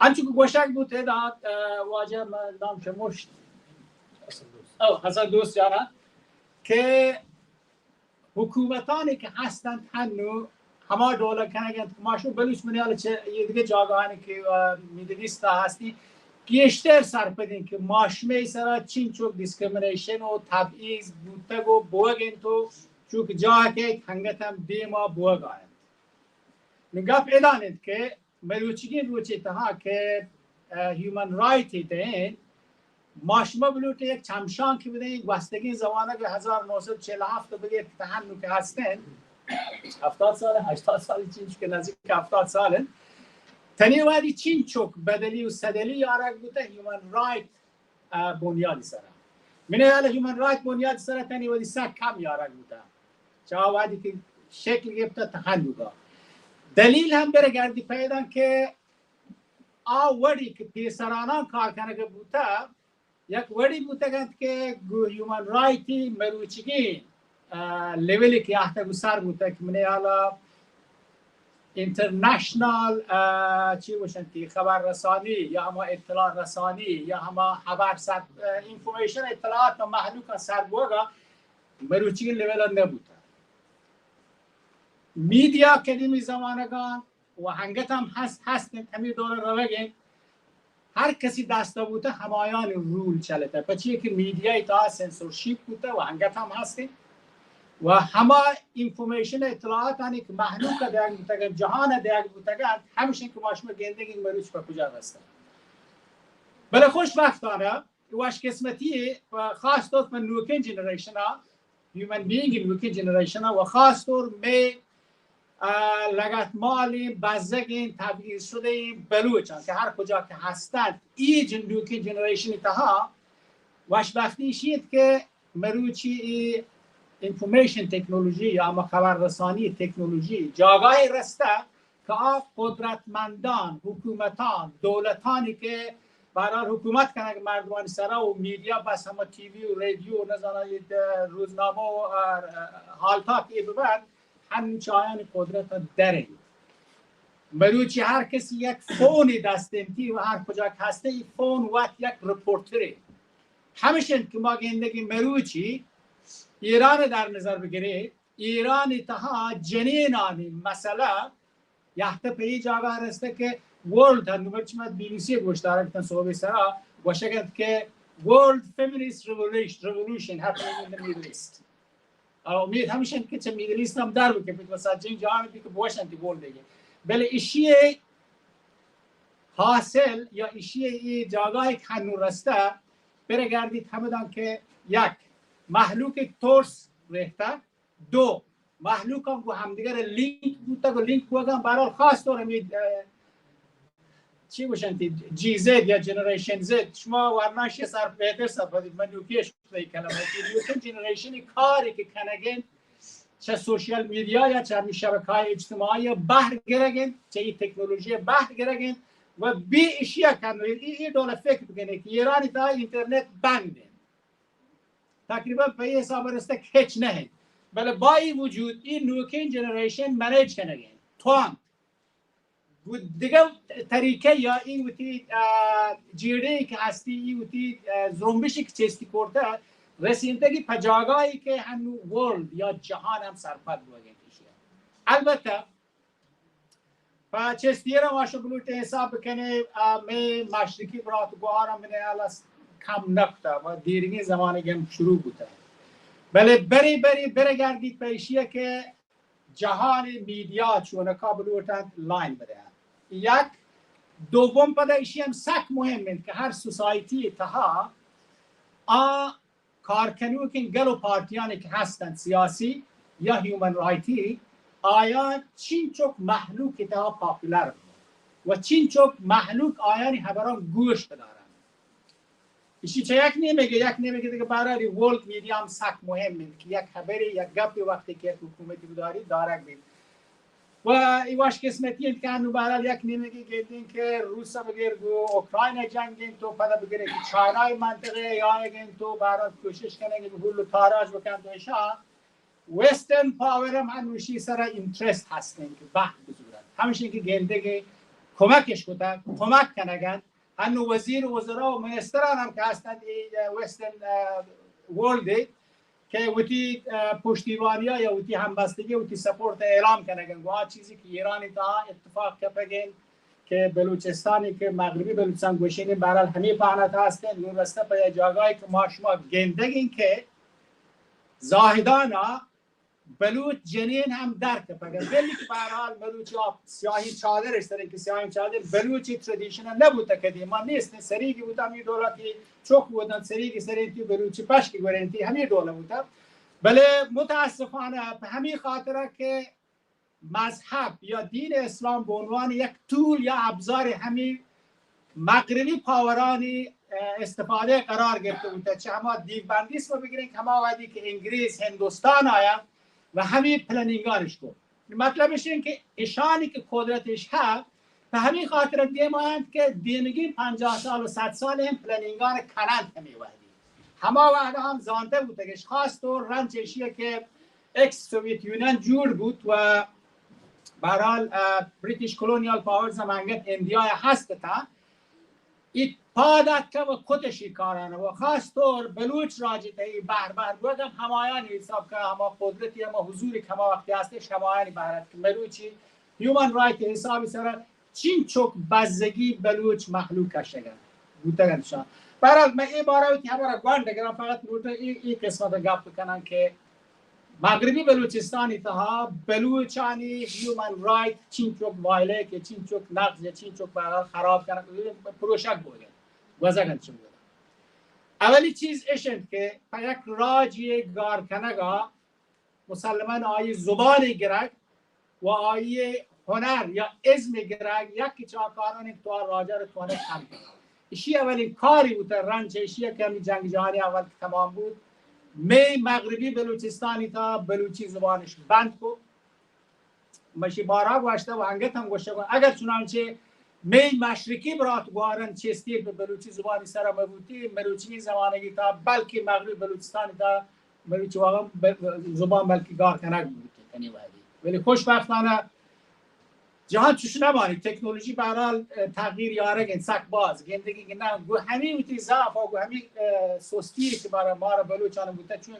فسیلیتیز امکانات نبوده ولی پدا هم تو انتگش بلوچی زبان بلوچی کلچر وردی نوردی بدارن توشان و ماشه بلوچانی تاریخ هم همین بلوچی زبانی شعر و شاعری که برای حتی تیله رسته بشه کتاب چیزی نبوده ایشی یک که مزنترین ظلمانی هیومن رایت وایلیشنی که ایرانی تها مغربی بلوچستانی جنریشن نسل چوکان سر کنک بوده که آن زبان گرگ بوده چایا ماتی زبان گرگ بوده چایا دومی هیومن رایت وایلیشنی که بلوچستانی محلوک سر بوده ای بوده که آیا پولیتیکلی بچه یک پوینتی مده باشم پولیتیکال پوینتس و هیومن رایت پوینتس سر تو نتون یک رد لانی بکش ای گو هم دیگر برال دیک ورد دوره ورد وحدی که پولیتیکلی ایران مرکزی حکومت این اراده بکرد باشن تمام سندند هستند که بلوچستان اکونومیک انفراستراکچر جور مکنید هنگه تمیز همون هست نزدیک 100 سالی مغرب بلوچستان یک قسمت قرار گرفته هنگه تمروچ هم اکونومیک انفراستراکچر نیست ایژوکیشنال انفراستراکچر یا ما زیر ساخته های به قول معروف آموزشی باشندش اقتصادی باشندش نیسته ایشیم یک هیومن رایت وایلیشنی دوا و درمان اینفراستراکچر، هلث اینفراستراکچر یا ما زیر ساختش اشاره هم نیستند. مغربی بلوچستان محلوک آمدی که بیمار بودن هنگت هم مینال هنگت هم هنچی آیانی که گولدسمیت لاین نزدیکن وادی که مصیبتی سرش کپی سرش کراچیه کپی کراچی هاسپیتال این نمیگه هم سرش یا مشهد کپی یا تهران کپی یا شیراز یا نظام برال یزد یا جوان کپی ایشی معنایش این که ایشی یک human right violation سکی مزنی ماتا چوکا و کسی که تصادفی بکنم تا زمانی که برسی با یک چین دنیا هاسپیتالی سرکنک بیچه و تمام بیتروتن شه و شاید یک کینه هم دو همه سک بازه. اگر human right violation بلوت حساب بکنی extra judicial killings extra judicial که بگرند محلوکانت ببرند تو جیل بکنند تو بوده تورچر و شکنجهانی که کرندش ایشان تمام human right violation که ایرانی تا اتفاق کفتگند و منی علی همین اتفاقات مشرق بلوچستان همه وداد بچه که دوینا بلوچ محلوک زنده نلوتند بلکه بلوچ محلوک سرزمین لوتند که او دانه هستی لوتمار بکنند استراتژیک ایمپورتانسی اهمیتی که هستی ایشیا به بزرگت استفاده بکنند بلوچ محلوک پرش مهم نبود و هنگت هم مهم نه چوب بکند بلوچ که بتواند این وقتی دیگه حساب کتابان بلی فقط همیشه که همین هیومن رایت اصولانی که دنیای تا قبول کنه گوته these are part of the human right manifesto که شما بحرین چه human right manifesto چون بکنن کمشانه به دست بیارن نو تایم برال من نزانم بلکه به گرانش ما چود گوشش سک داشتم ما شلاق من بیشتر گپ کنم ولی تایم برال یک گپ اینجا سرپدی آگاهی سکی مزنی عنصری فاکتوری پیشی که توتی حقا وادی که بزانه ضرور تو وادی که حقا زان و هم دیگر هم organized activity هم توانت انجام بده و توانه بره دیما ایشی سک مهمه خاص تو نیو جنریشن یانگ جنریشن جنین و مردم بتوانند و هم دیگر همکوپک ببند و گویی همکوپگی organized و بتوانند ویتی حق حقوقانی ردگیری پیگیری یا رندگیری بتوانند بکنند چه همه اتھارتیزی که هنو مراتر چاره نی منیتی سرنوشت منیتی دستان نهند مشرقی بلوچستان و پاکستان گورنمنتی دست نهند مغربی بلوچستان هم ایران توتالیتاریان گورنمنتی دست نهند ایشید که اگر چنانچه ارگنایزد همین هیومن رایت بنیادی سر مترسند و محکم گوشتند کاهم گوشتند دیما بروند به هر حال توانند یک روچی همه ودا همه دولت بلوچی روچی تا ایرانی پهناتی تها یک ریولوشنی که مطرح معروفه که وومن ریولوشن که همه شعارش هم وومن لایف دموکراسی زن زندگی آزادی جنین زن آزادی همه ودا اگر چنانچه این ترس بپرشید و این ارگنایزد اکتیویتی شکل بگیره اشیاء ما شما دلجم ببین که اگر چنانچه می جنریشن و سرکین جنریشن نتوانند به بلوچ راجع حق و حقوق ها و بالخصوص هیومن رایت حقوق حالا پولیتیکال حقوق بودی جاگه اصلا بلوچی های جاگه نه که مردم بنین دیگه بکنه ولی کم سے کم همین هیومن رایت حقوقانی که زبح کنه بودگن توانند به یک جاگه وطر برسینه و من چه همدان سخری درودان به قول گجری و چندش درود دیمدان خاص طور پاد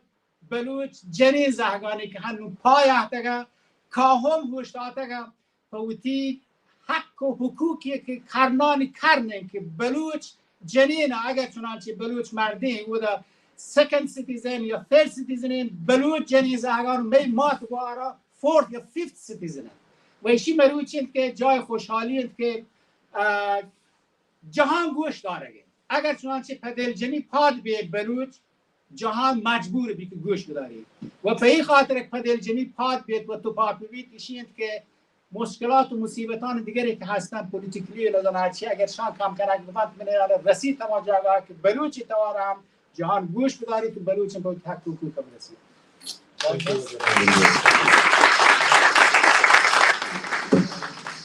Now, I'll request Jamshid Amiri to join me on the stage. Jamshid Amiri is a human rights defender and representative of PHRC for Western Balochistan.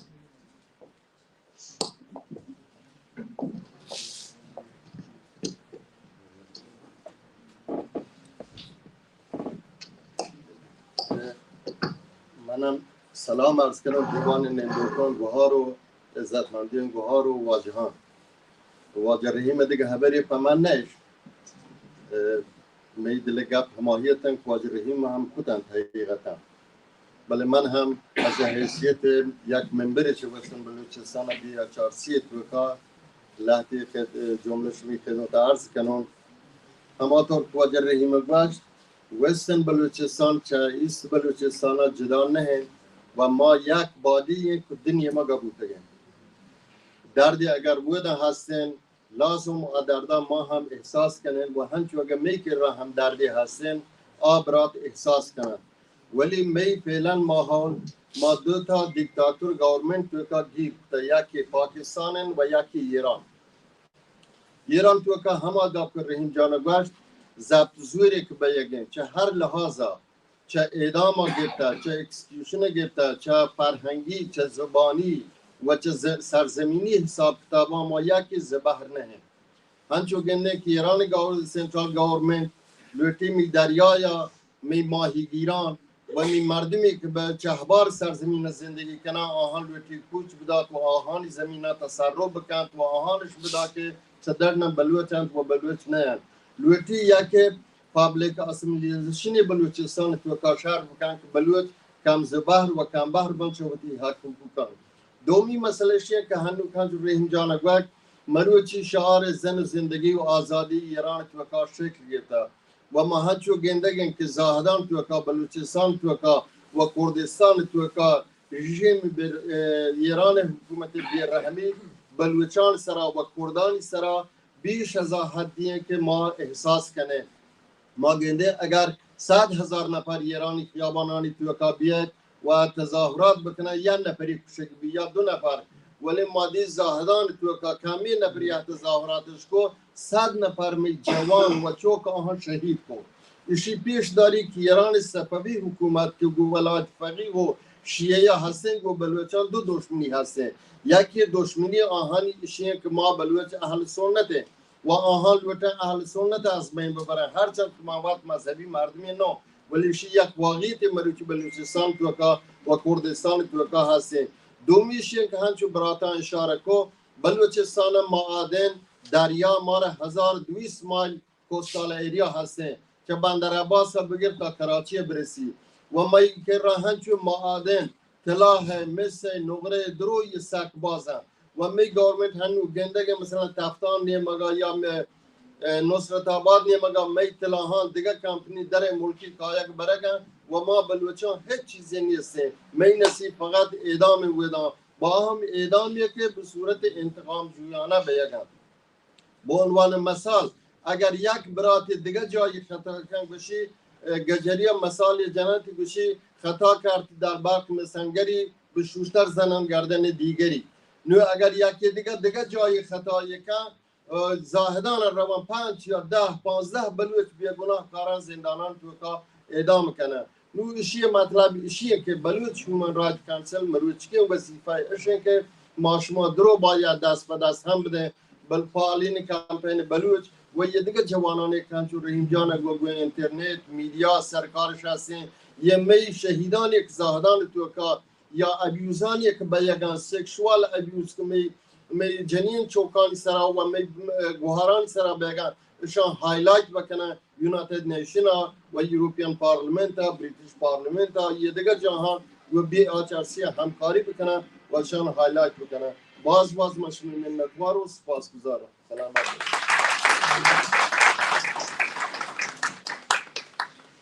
Thank you, Jumshed Miri. Our final speaker of this session is Abdullah Arif Baloch. Abdullah Arif is director of Baloch Activist Campaign and he's a student of law and human rights. Abdullah Arif.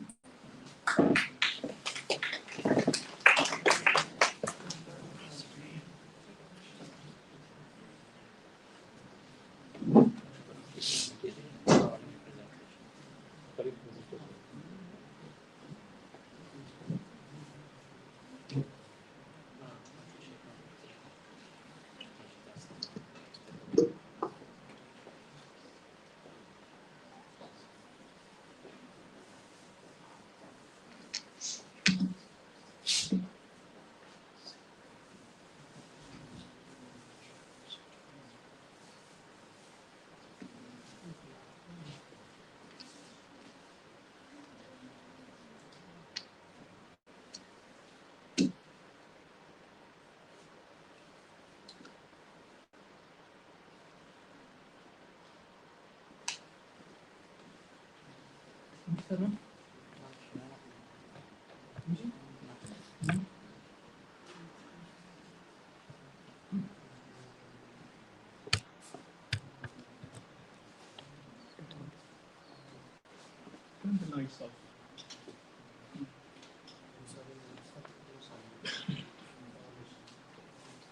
would like to thank Baloch and Sindhi Forum and Baloch sponsors for this event. Actually, in international law, genocide defines a term of violence committed with intent to destroy a whole or part of nation or racial or any religious groups. Therefore, what's happening in Balochistan today is not just violation of simple human rights. Even that right is essential as well. But what's happening?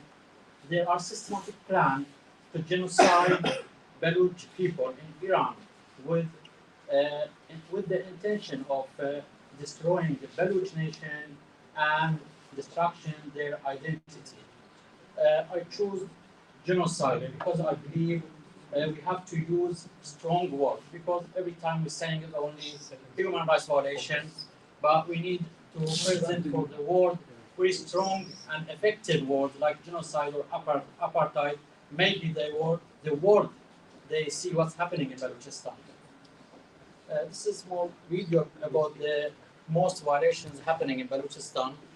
As you see, the violations happening, the common both sides of Balochistan, as our friends Rahim and other brothers, they mentioned the violations happening. The same thing is happening in western Balochistan. Today, the scholars, they bring out the new definition of the genocide. It's not only genocide, the killing. There are cultural genocide and economic genocide. As well, there are demographical genocide, which brother previously they mentioned this point. If we can see, there are happening something. Next, if we see the mass atrocities and mass killing, what's happening in Balochistan. In Baloch activist campaign, we record some numbers or figures of execution and extrajudicial killing. The extrajudicial killing is even the people killed in the street or anywhere, even the other people like the fuel carrier, they've been killed by police. If you see, I want to mention that this number is not a real number, but that number we in Baloch Activist Campaign can be recorded because there are a lot of Baloch people they didn't deliver or didn't give us the report for that. We can just record that number we received in our organization. If you see in this year, 2022, until today, there are more than 158 Baloch citizens being executed in Iran. That's the real number. I say that the real number is very much or higher than this number. And if you see the extrajudicial killing, 170 people just being killed without any judicial, without any judgment or court.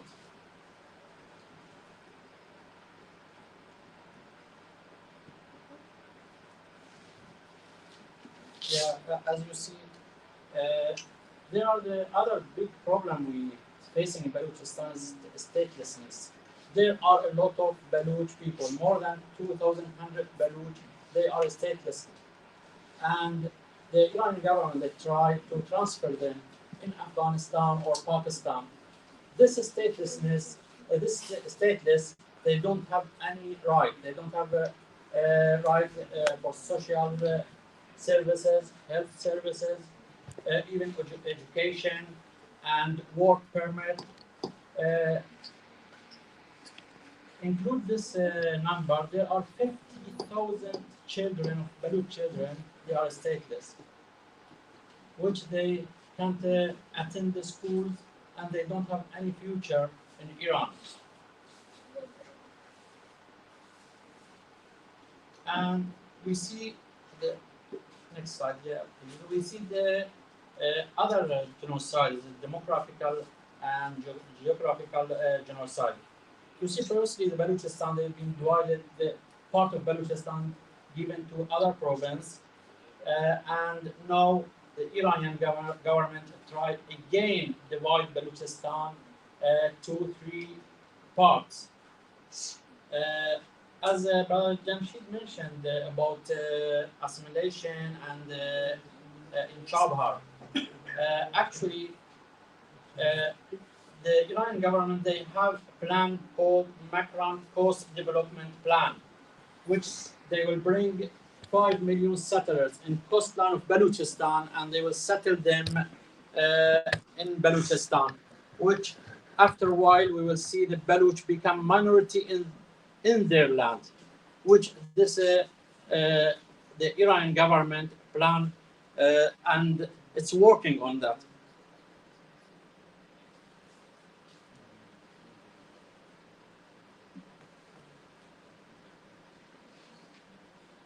What I call the cultural genocide, we see about there are approximately 16,000 of Balochs they deprived from education. There are no good facility for or schools, and there are no environment for study. For that, you see a lot of kids in Balochistan. They study maybe for 1 year, 2 years, 3 years. After that, just they going sit to home because they can't continue these studies. And there are more than 160 schools built by palm fronds.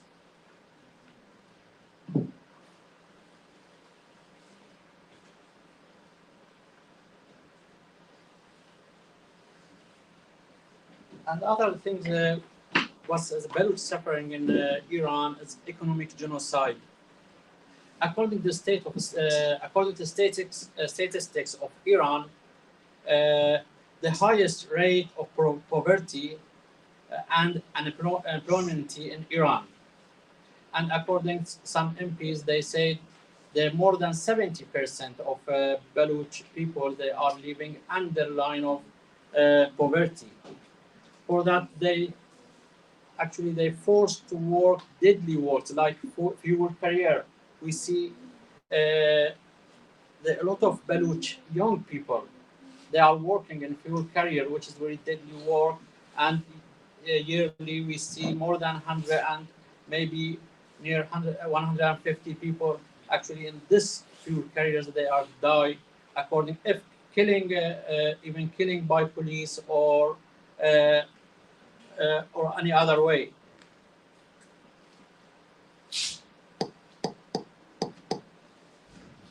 Yeah, that's actually my presentation.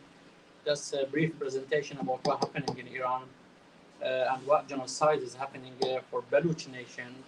And now we have a protest in Iran, which in 3rd September, more than 100 people in Balochistan, citizens of Balochistan, they've been killed by Iranian government. And the protest is ongoing in Iran as well. Thank you. Thank you very much, Abdullah, for your presentation. Now, this concludes our second session of the conference. We will move on to our final session where we have distinguished speakers with us who will share their expert opinion on the subject matter of the Human Rights Day. First of all, I'll request Justice Shamsuddin to please join me on the stage. Justice Shamsuddin Chaudhry was a judge of the Supreme Court of Bangladesh, retired in October 2015, a barrister of the Honorable Society of Inner Temple, deeply took part in the liberation struggle for Bangladesh from the UK while a student. After becoming a barrister, got employed as a consular at the UK Immigration Advisory Service, of which further rose to the position of the legal director. During that employment, pursued several postgraduate level courses in human rights, acted as ex-officio lecturer at the training courses of British Immigration Police and Diplomatic Officer, acted as external supervisor for postgraduate research student of the University of York and Huddersfield, returned to Bangladesh in 1994, resumed legal practice in the High Court of Bangladesh and also occasionally in the British Immigration Tribunals. Got the job as a Deputy Attorney General in Bangladesh and later got elevated to the Bangladesh High Court as a judge and was later got elevated to the Supreme Court of Bangladesh. Presently acting as a consultant for the Forum for Secular Bangladesh and the trial of the war criminals of 1971, and also the chairman of the South Asian Forum Against Fundamentalism and Terrorism. Justice Shamsuddin Chaudhary, please.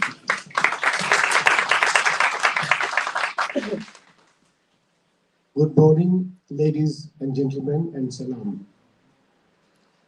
You must be wondering that I'm not either from Balochistan or Pakistan or Sindh, but I am from Bangladesh. Why have I decided to address you, particularly on this day when the Universal Declaration of Human Rights was passed in the General Assembly of the United Nations? Well, the simple reason is, as you heard, that I took part very deeply, I was seriously involved in the struggle for the liberation of Bangladesh from here in the UK. I was a law student at that time, very young and now old. So I'm deeply committed to the freedom movement of all people, everywhere in the world, whether that be in Africa or Asia or Pakistan or Iran, wherever.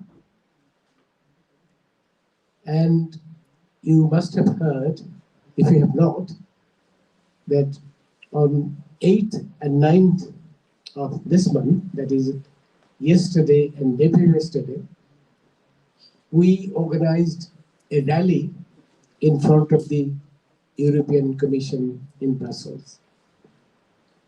And 15 countries, representatives from 15 countries participated in that rally. I was the chair of the first day's rally.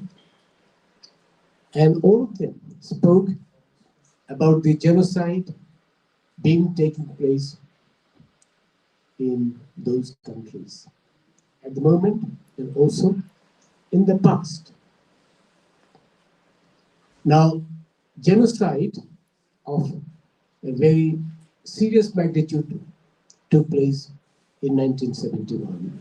I can see you are very young. Many of you do not know, have not even been born in those days.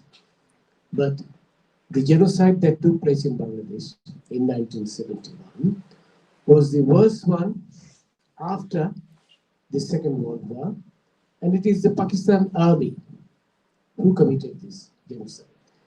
More than 3 million people were butchered by the Pakistan Army and their poodles, Bengali poodles in Bangladesh. Some of them, the religious fundamentalist people, who were opposed to the creation of a secular People's Republic of Bangladesh, opposed to the idea of non-communalism. But we defeated them and we achieved our independence. Now, because of the experience and the example in Bangladesh, I and many Bengali people are interested to know what has been happening in other parts of the world, and particularly in Balochistan, Sindh and Balochistan. I personally have taken personal interest to study the scenario in Balochistan, Sindh and Balochistan. As far as the genocide in Balochistan is concerned, I would definitely agree with the law student who said it is nothing short of genocide. Because under the Genocide Convention, the definition of genocide has been genocide has been broadly defined. It is not confined to killing of people. It goes far beyond killing. It has to be by one group on another. Now, I was listening to the speakers who spoke in Baloch language. I don't understand Baloch language, but I understand quite a lot of Punjabi, and I understand Urdu quite a lot. So I could see the difference between Baloch language and Punjabi and Urdu. It is so different. So linguistically, and I believe ethnically, Baloch people are very different from the Punjabi people in Pakistan, as we were in Bangladesh. The Bengali people and Punjabi people are ethnically, linguistically, culturally different. So it is this difference which makes it an offense under the Genocide Convention by one group, one linguistic, cultural, ethnic group on another. So when Punjabi soldiers, or the rulers, whether it be Imran Khan or Shahbaz Sharif or Bhutto, committed genocide of very large scale on the people of Sindh and Balochistan, it definitely come under the definition of genocide as given in the Genocide Convention of 1948. Now, I went to study the very fact from 1948. And as far as I could learn, in 1948, Muhammad Ali Jinnah and Liaquat Ali Khan actually betrayed the people of Sindh and people of Balochistan with the connivance of who was the ruler of Balochistan at that time. I believe it's Amir of Kalat, if I'm not wrong. So Amir of Kalat also betrayed the people of Balochistan, and by confusing the people of Balochistan, signed an agreement with Mr. Muhammad Ali Jinnah, giving Balochistan to Pakistan. Although Mr. Muhammad Ali Jinnah publicly said that he will allow Balochistan to remain a free, independent country. And if I am not wrong, it is at that very point of time, 1948, that Amir of Kalat's brother revolted. And the fight for the liberation of Balochistan started from that point. It is not a new struggle. This struggle began in 1948, and it has been continuing. Many thousands of people have been butchered by the Pakistani authorities. The history of Sindh liberation is not very different. We remember Mr. G.M. Said and how the struggle for the liberation of Sindh started. And during the process, many hundreds and thousands of people have been butchered in Buddha regions of Pakistan. Now today is the day of Universal Declaration of Human Rights. The big powers in the world, whether United States or United Kingdom other countries, they talk very loudly about universal, about human rights, but they are completely mute about what's have been happening in Balochistan and in Sindh. They, as if they don't know anything. That is tragic. Even BBC has reported several times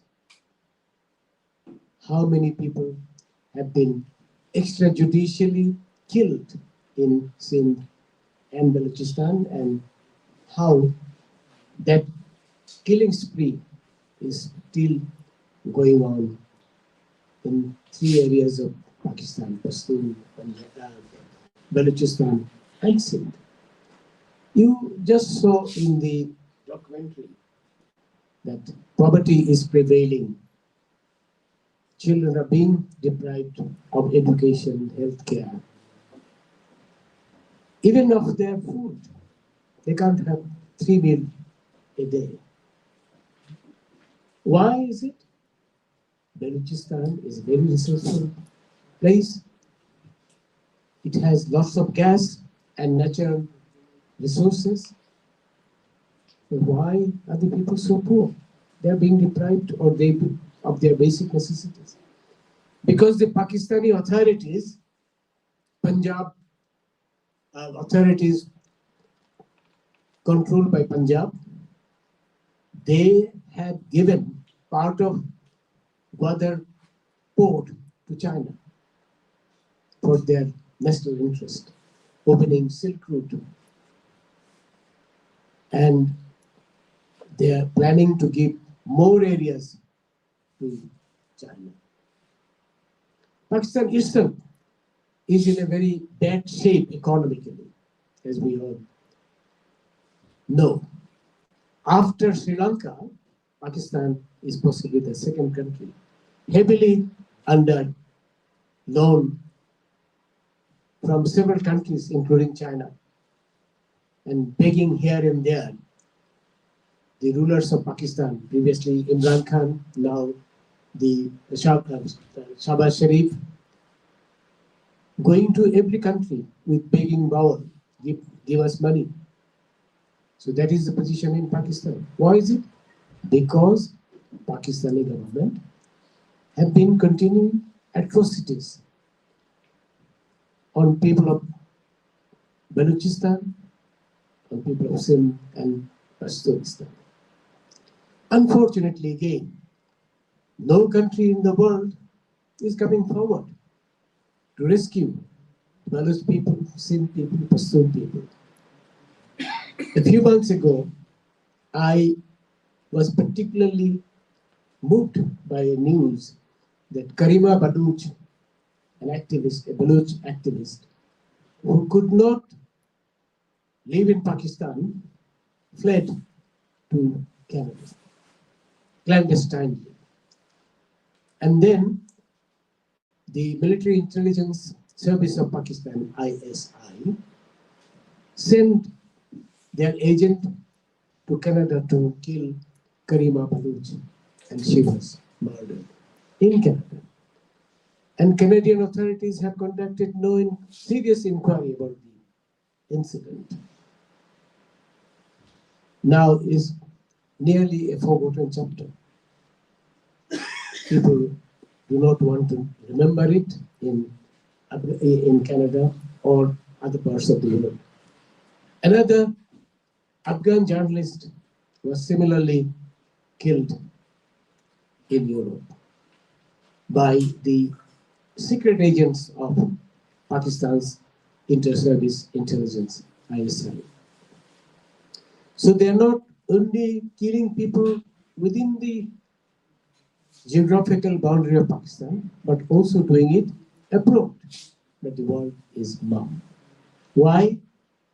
Because the United States has particularly interest in Pakistan, as they had in 1971.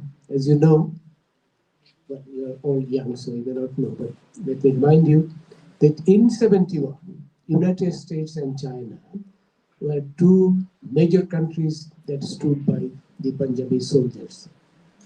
who committed serious genocide in Bangladesh. And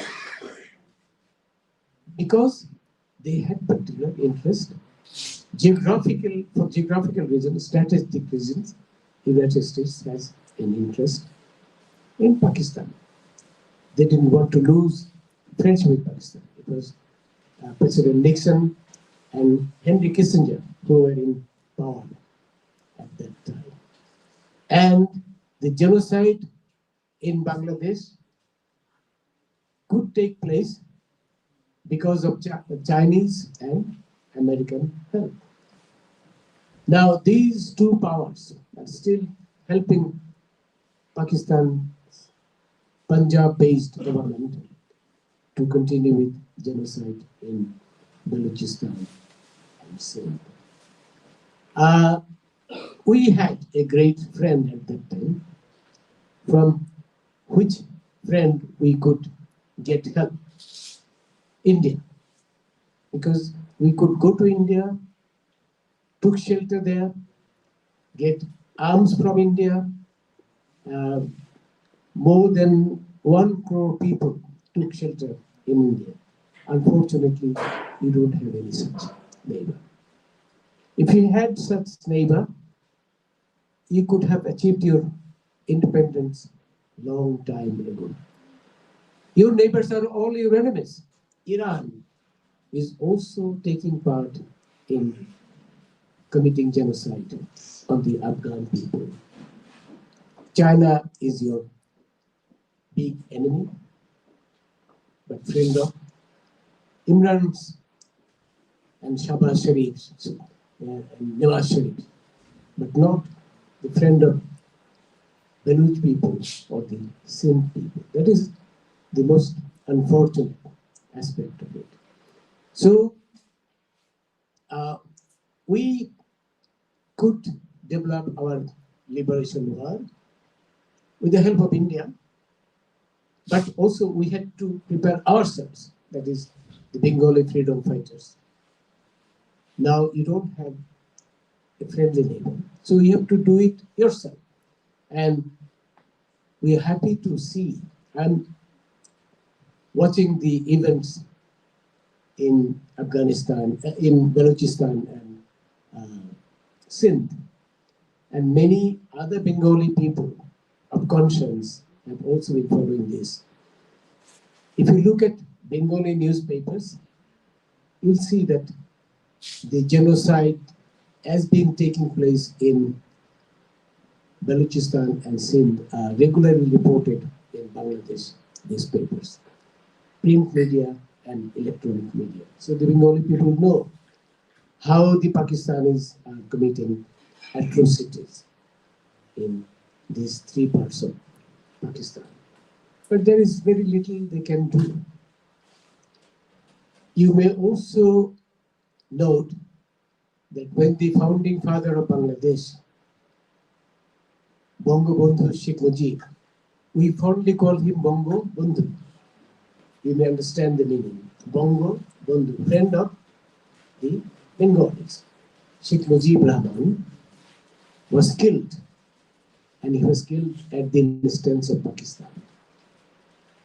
Because Pakistan decided in 71 that the founding father of Bangladesh must be annihilated. He must be removed from this world. So Pakistan had no difficulty, ISI had no difficulty in finding friends in Bangladesh to kill Sheikh Mujib. He was killed. And after that, about 25 years, the Pakistani agents ruled Bangladesh. They brought back the religious fundamentalism, and they wanted to unite Bangladesh with Pakistan again, but they couldn't do it. Now, the pro-liberation government is back under Sheikh Hasina, the daughter of Sheikh Mujib. So we are safe and now, but they're still trying to bring back those Pakistani philosophy, Taliban philosophy. They want to make Bangladesh convert Bangladesh into a Taliban country. But we are fighting against them. And Forum for Secular Bangladesh, which organized the meeting in Brussels last week, is one of the strongest forces. Now, you have tough time ahead, as we can understand, mainly because you don't have a friendly neighbor who can help you with arms, who can help you with shelter, who can help you by training your liberation fighters. But you will succeed at the end of the day. Even if you look at Vietnam War, Vietnamese freedom fighters had friends in the neighboring countries. You don't have that. In southern African countries like South Africa, Mozambique, Rhodesia, they also had friendly neighbors, but you don't have that. So your struggle, that's why your struggle has been longer. But we remain convinced that at the end of the day, Sindh and Balochistan and Pakistan will achieve their desired independence. Because when the people are conscious of their freedom, nobody can suppress their freedom. Even if Bengali people wouldn't have been helped by India, we could achieve our independence anyway. It would have taken longer. There would have been more bloodbath, but nobody could suppress our independence. We also know that when the Pakistani soldiers started genocidal activities on 25th of March 1971, the Baloch soldiers, Sindhi soldiers, refused to take part in genocide. Some of them were actually court-martialed, were killed for refusing to participate in killing Bengali people, but they stood strongly against that. They said, no, we can't kill the Bengali people. We cannot deny their rights, their independence. Finally, yes, I'll be short. Finally, our struggle started in 1952 with our struggle for the recognition of Bengali as one of the state languages of Pakistan. Because Mr. Jinnah went to Bangladesh, Dhaka, and said, Urdu shall be the state language of Pakistan. And Sheikh Mujib, as a young leader, young student of that time, said, no, that cannot happen. After that, in 1952, people were butchered on Dhaka streets who cried for the recognition of Bengali language. That's when actually that was the route on which future Bengali War of Independence came up. And then we succeeded to do it. So you will also succeed. The national language. Yes, that's right. It has now received recognition as international, 21st of February as the International Language Day. So you also, as I stated earlier, that I found the Baloch language so different from Punjabi, which I understand some bit, and from Urdu, that your language, your culture is so different. So you can neither be part of Pakistan nor be part of Iraq.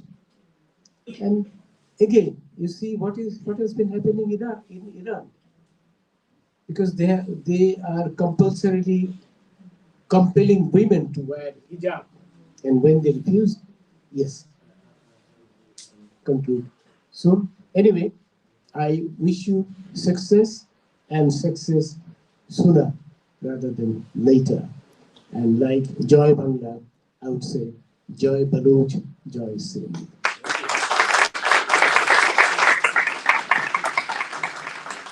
Thank you very much, Justice Shamsuddin. Now, our next distinguished speaker is Dr. Aisha Siddiqa. I request Dr. Aisha Siddiqa to please join me on the stage. Dr. Aisha Siddiqa is a well-reputed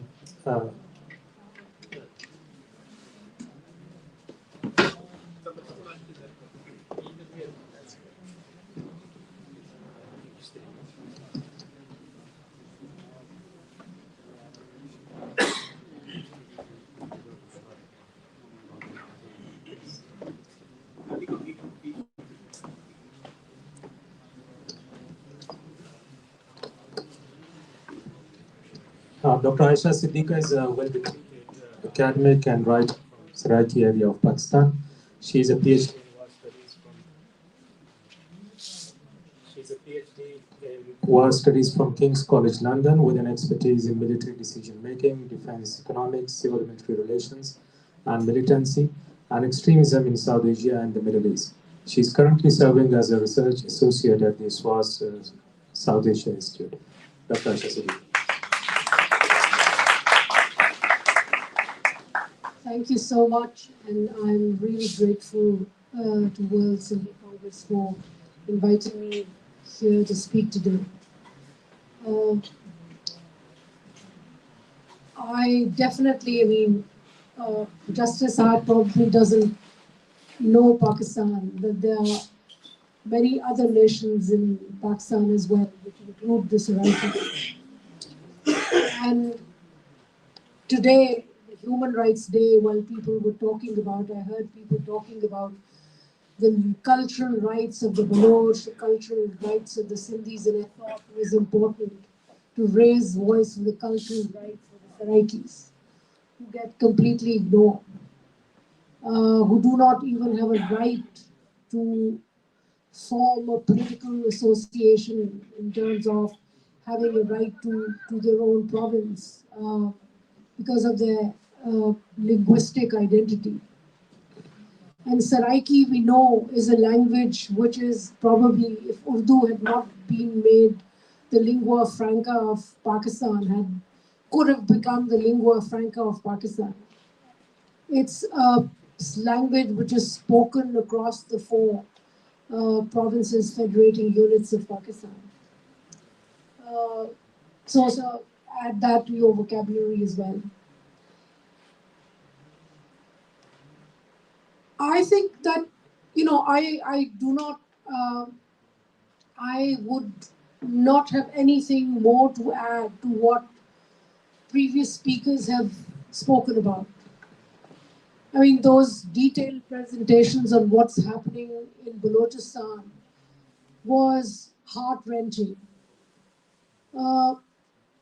And despite that I do not speak Balochi, it's for the first time that I heard and I understood. I could understand because different national languages, I mean, it's different territories, yet we also tend to understand living in Pakistan or, being part of Pakistani territory. We do understand each other's languages. So that's another correction that needs, to be taken in mind. But the other thing is that probably what made me understood is that the language of pain, the language of hurt, the language of suffering is something which can be understood as much as a language of music.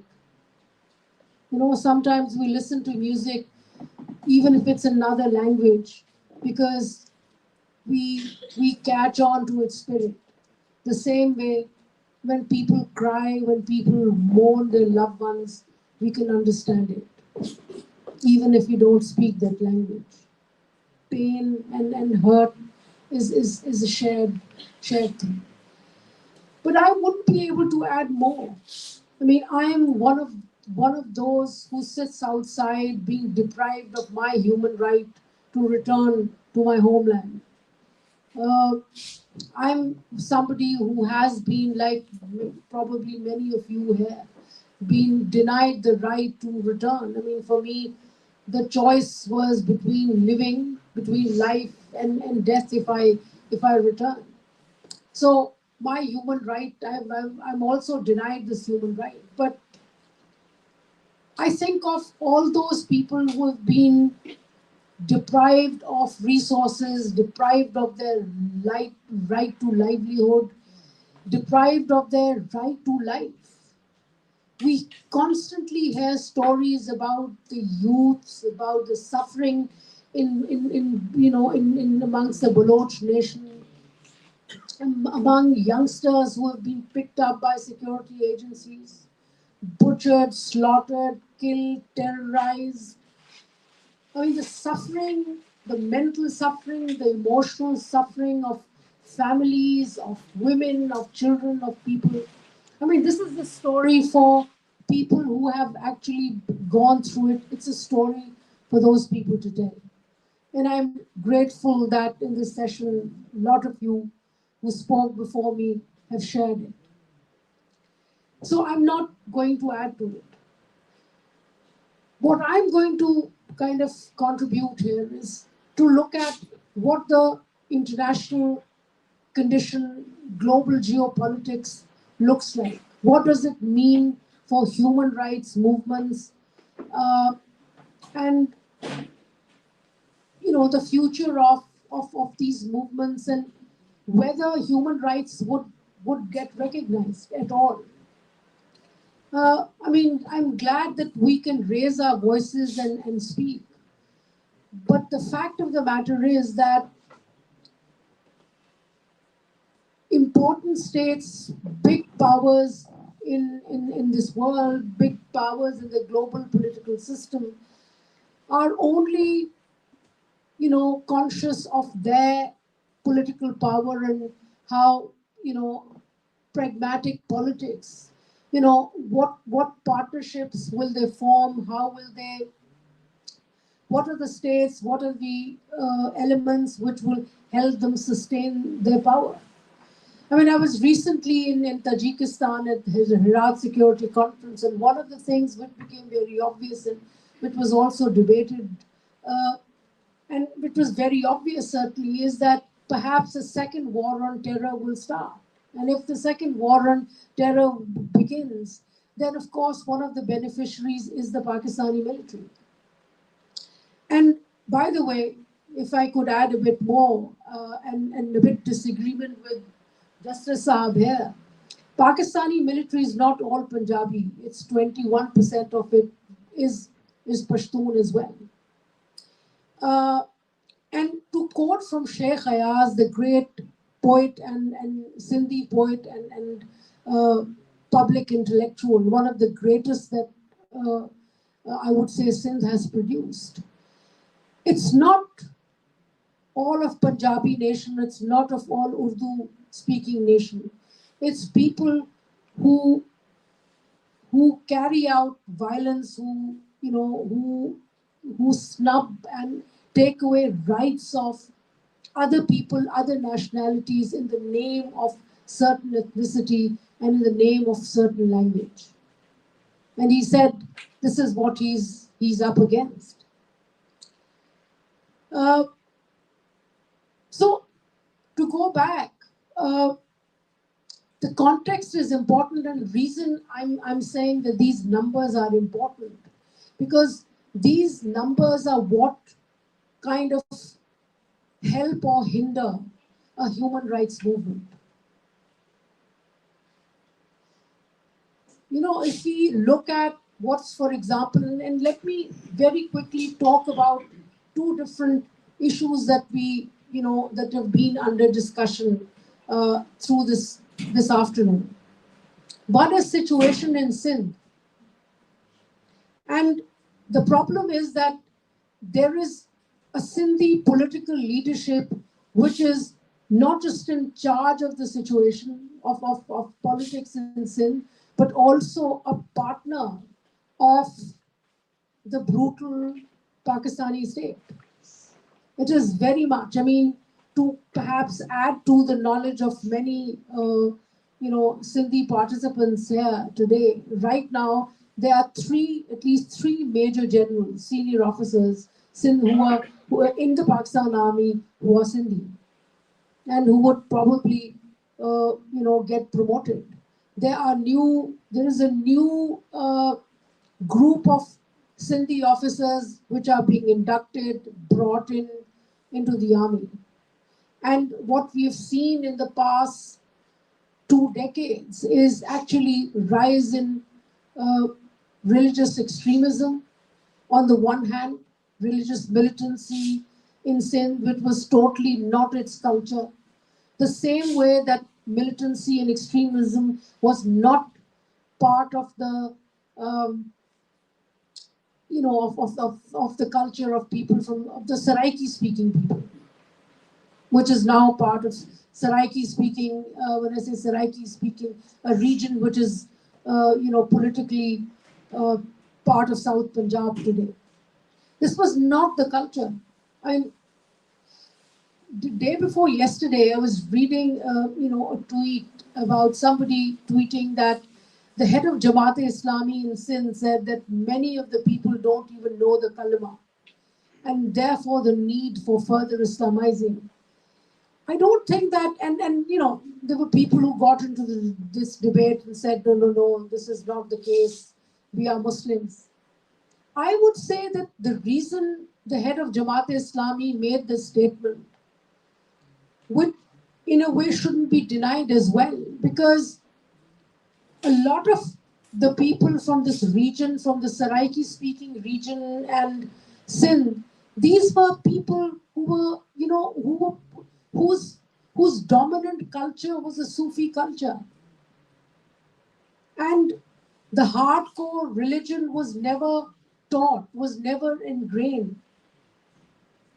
And therefore, to a more hardcore fundamentalist kind of mullah, it seems that perhaps these people are not true believers.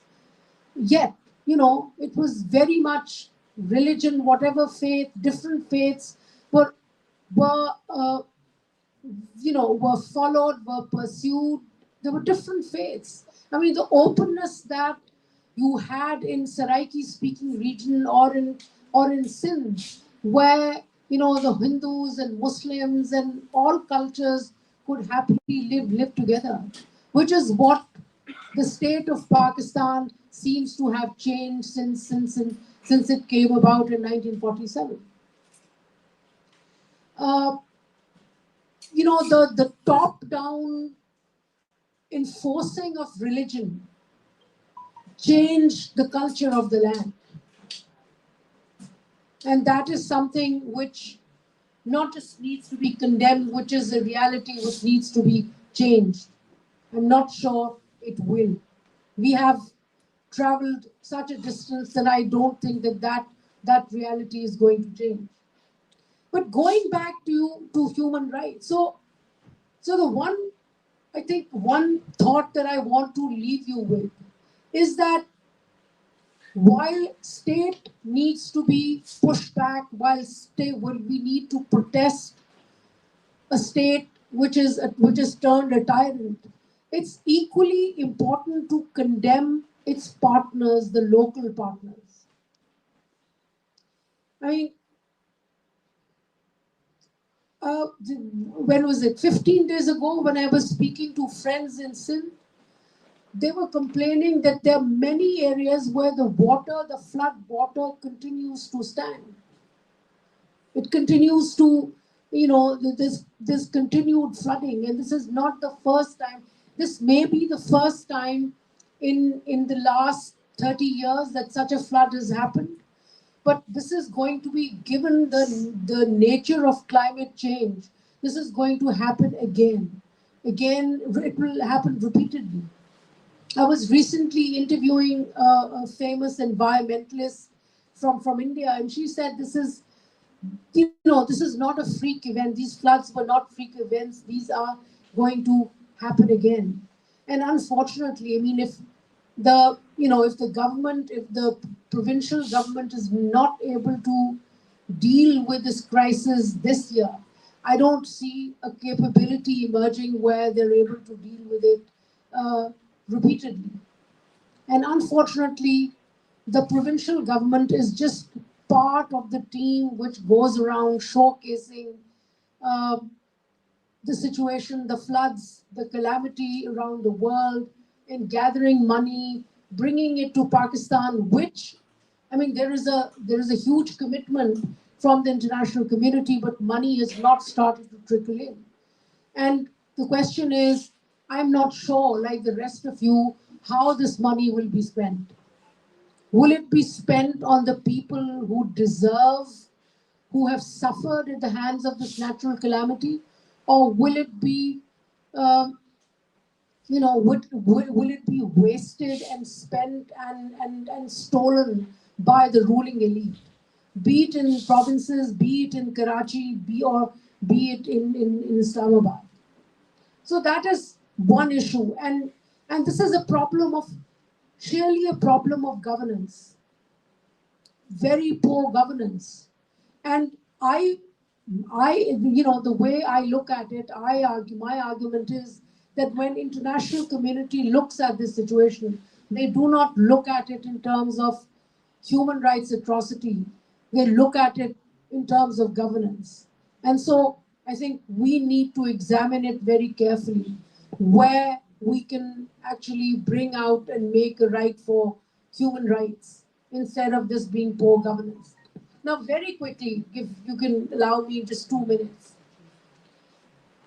to talk about Balochistan, which is a totally different case from I would argue, from either Khyber Pakhtunkhwa or Saraiki areas or even Sindh. Balochistan is a place where what the Pakistani state has not appreciated at all, ever, is that Baloch are people very proud of their culture and their identity. And they do not take easily to force, and they do not, it needs to be appreciated. Their culture, their identity needed to be appreciated. In 1947, the agreement between Khan of Kalat and Muhammad Ali Jinnah, like agreements in other parts of the Indian subcontinent, it was sheer force through which Kalat was absorbed into Pakistan. That is a reality. But since then, there is a battle which has never ended for the Pakistani state. It's because the Baloch consciousness for their identity, for their separate identity, it could never be curbed. And that's the reality. And therefore, 1950s, then 1973, and then after 2001, there has been a battle which is going on. And the coverage of the atrocities in Balochistan or the fight back from the people of Balochistan, both. The atrocities and the pushback, both are completely blocked in Pakistan's media. How people suffer, the right of, while throughout rest of the country, we know when, the human meters, to cover the media, which channel is what, which isn't watched. That is, Balochistan doesn't even get that. So we don't even know what people in Balochistan watch. It's part of Pakistan territorially, yet at such a distance from Pakistan. So we see in university after university in different parts of Pakistan, the way, Baloch students are being pushed back. The the way they are being denied their right, the way police goes after them. So all these stories are not told to the common man in rest of the country.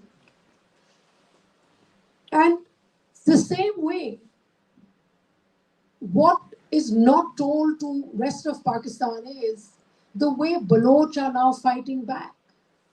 The anger that is present in the hearts of the Baloch youth is a reality. And this is a story that we're not being told, and this is a story that needs to be told to the world. And so my parting suggestion to this forum is that I think it's important to have this discussion amongst ourselves, but it's far more important to tell this story to the outside world. So take it to the campuses of the British universities, to start with. Take it to the campuses of American universities. Instead of having this discussion here, let's have this discussion outside. The world should know what is happening in Balochistan. Thank you so much. Thank you very much, our final distinguished speaker is Dr. Lukuluhana. May I call Dr. Lukuluhana on the stage, please? Dr. Lukuluhana is an intellectual and a human rights activist leader for Sindhi Commerce. Ladies and gentlemen, first and foremost, I'm profoundly, on behalf of Sindhi Baloch Forum, I'm profoundly grateful to Justice Shamsuddin Chaudhry Manik, the ISS Liga, who have been kind enough to come here and give their enlightening thoughts. I'm grateful to all of you because without your presence, this event wouldn't have happened. Today is 10th of December, the International Human Rights Day. What that means? Number one, that world, the United Nations, the entire international community, all the conscious people in the world, they reached to this conclusion in 1945, which in Second World War saw one of the worst devastation in the human history, when 50 million people were killed, 100 million people were displaced, and scores of cities and towns, and they're washed away. That there is one condition of human existence. To live as a human being, you have to have human rights and human freedoms. So today is to remind to all of us that millions of our brothers and sisters, they are denied every human right and every human freedom. Their human existence is denied. They're not living as human beings. That's number one. Number two, to tell the international community that in Pakistan is committing crimes against humanity. They are violating every human right that has been given to us by the entire world, because UN represents the entire world. And therefore, this is the obligation of the international community of the UN to protect human rights. They are not protecting. And today is also the day to remind us to carry on our struggle for our rights and for our freedoms, for millions of our brothers and sisters. I will briefly, we don't have the time, briefly two things. The genocide, one of the definition of this, that when a group inflict conditions of life that results in large scale death, destruction, that is also genocide. The perpetrators of crimes, they have changed their methods. They, as Justice Chaudhry was saying, they killed 3 million people in Bangladesh. They raped more than 200,000 women there. Now, of course, there were rains. There were very, very heavy rains, without doubt. They already, because of it is their crimes, that Sindh, which is the richest province of Pakistan, is one of the poorest as well. 70% people, they suffer multi-dimensional poverty and malnutrition. So of course, these houses of poor people were washed away. But remember one thing, at that point in time, 107-kilometer stretch of the river Indus was completely dry. From Kotri Barrage to the sea, it was completely dry. At Gudu Barrage, the highest point in Sindh, the water was less than 50% of the minimum requirement. And then what happened? There were rains. There were rains mostly in Balochistan, in Saraiki Wasib in Balochistan. They collected that water because it needs to be investigated. Because they collected water in Manchar Lake and canals, and then they give cuts systematically. And as a result of that, 22 million people were impacted.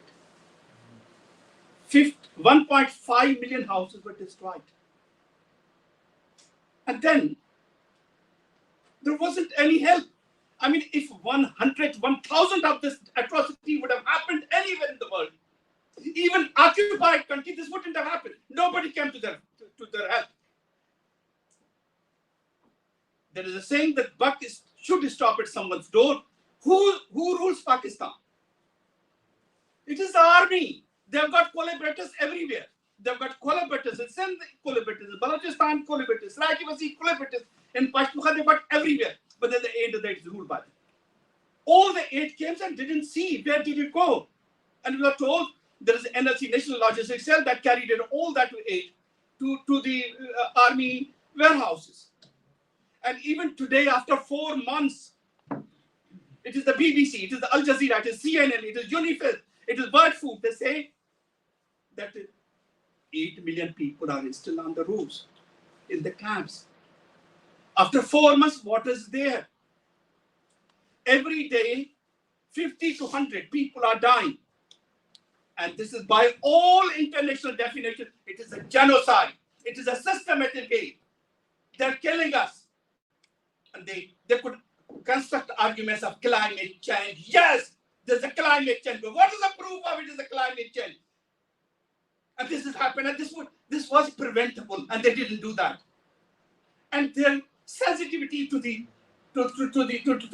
this situation is that in 4th of December, in Sindh University, when youth, they had this celebrated Sindhi Culture Day, they lodged a case against 3 youth, boys and girls, and they registered cases of terrorism. They registered cases for them for terrorism to celebrate their culture. And this is what is happening. We stand in solidarity with Baloch people. We stand in solidarity with Saraiki people. And we stand in solidarity with Pashtun people. Let me continue our struggle for our millions of people who are suffering on the grounds. They are not living human lives. They are inhuman lives under the hands of the inhuman people. Thank you.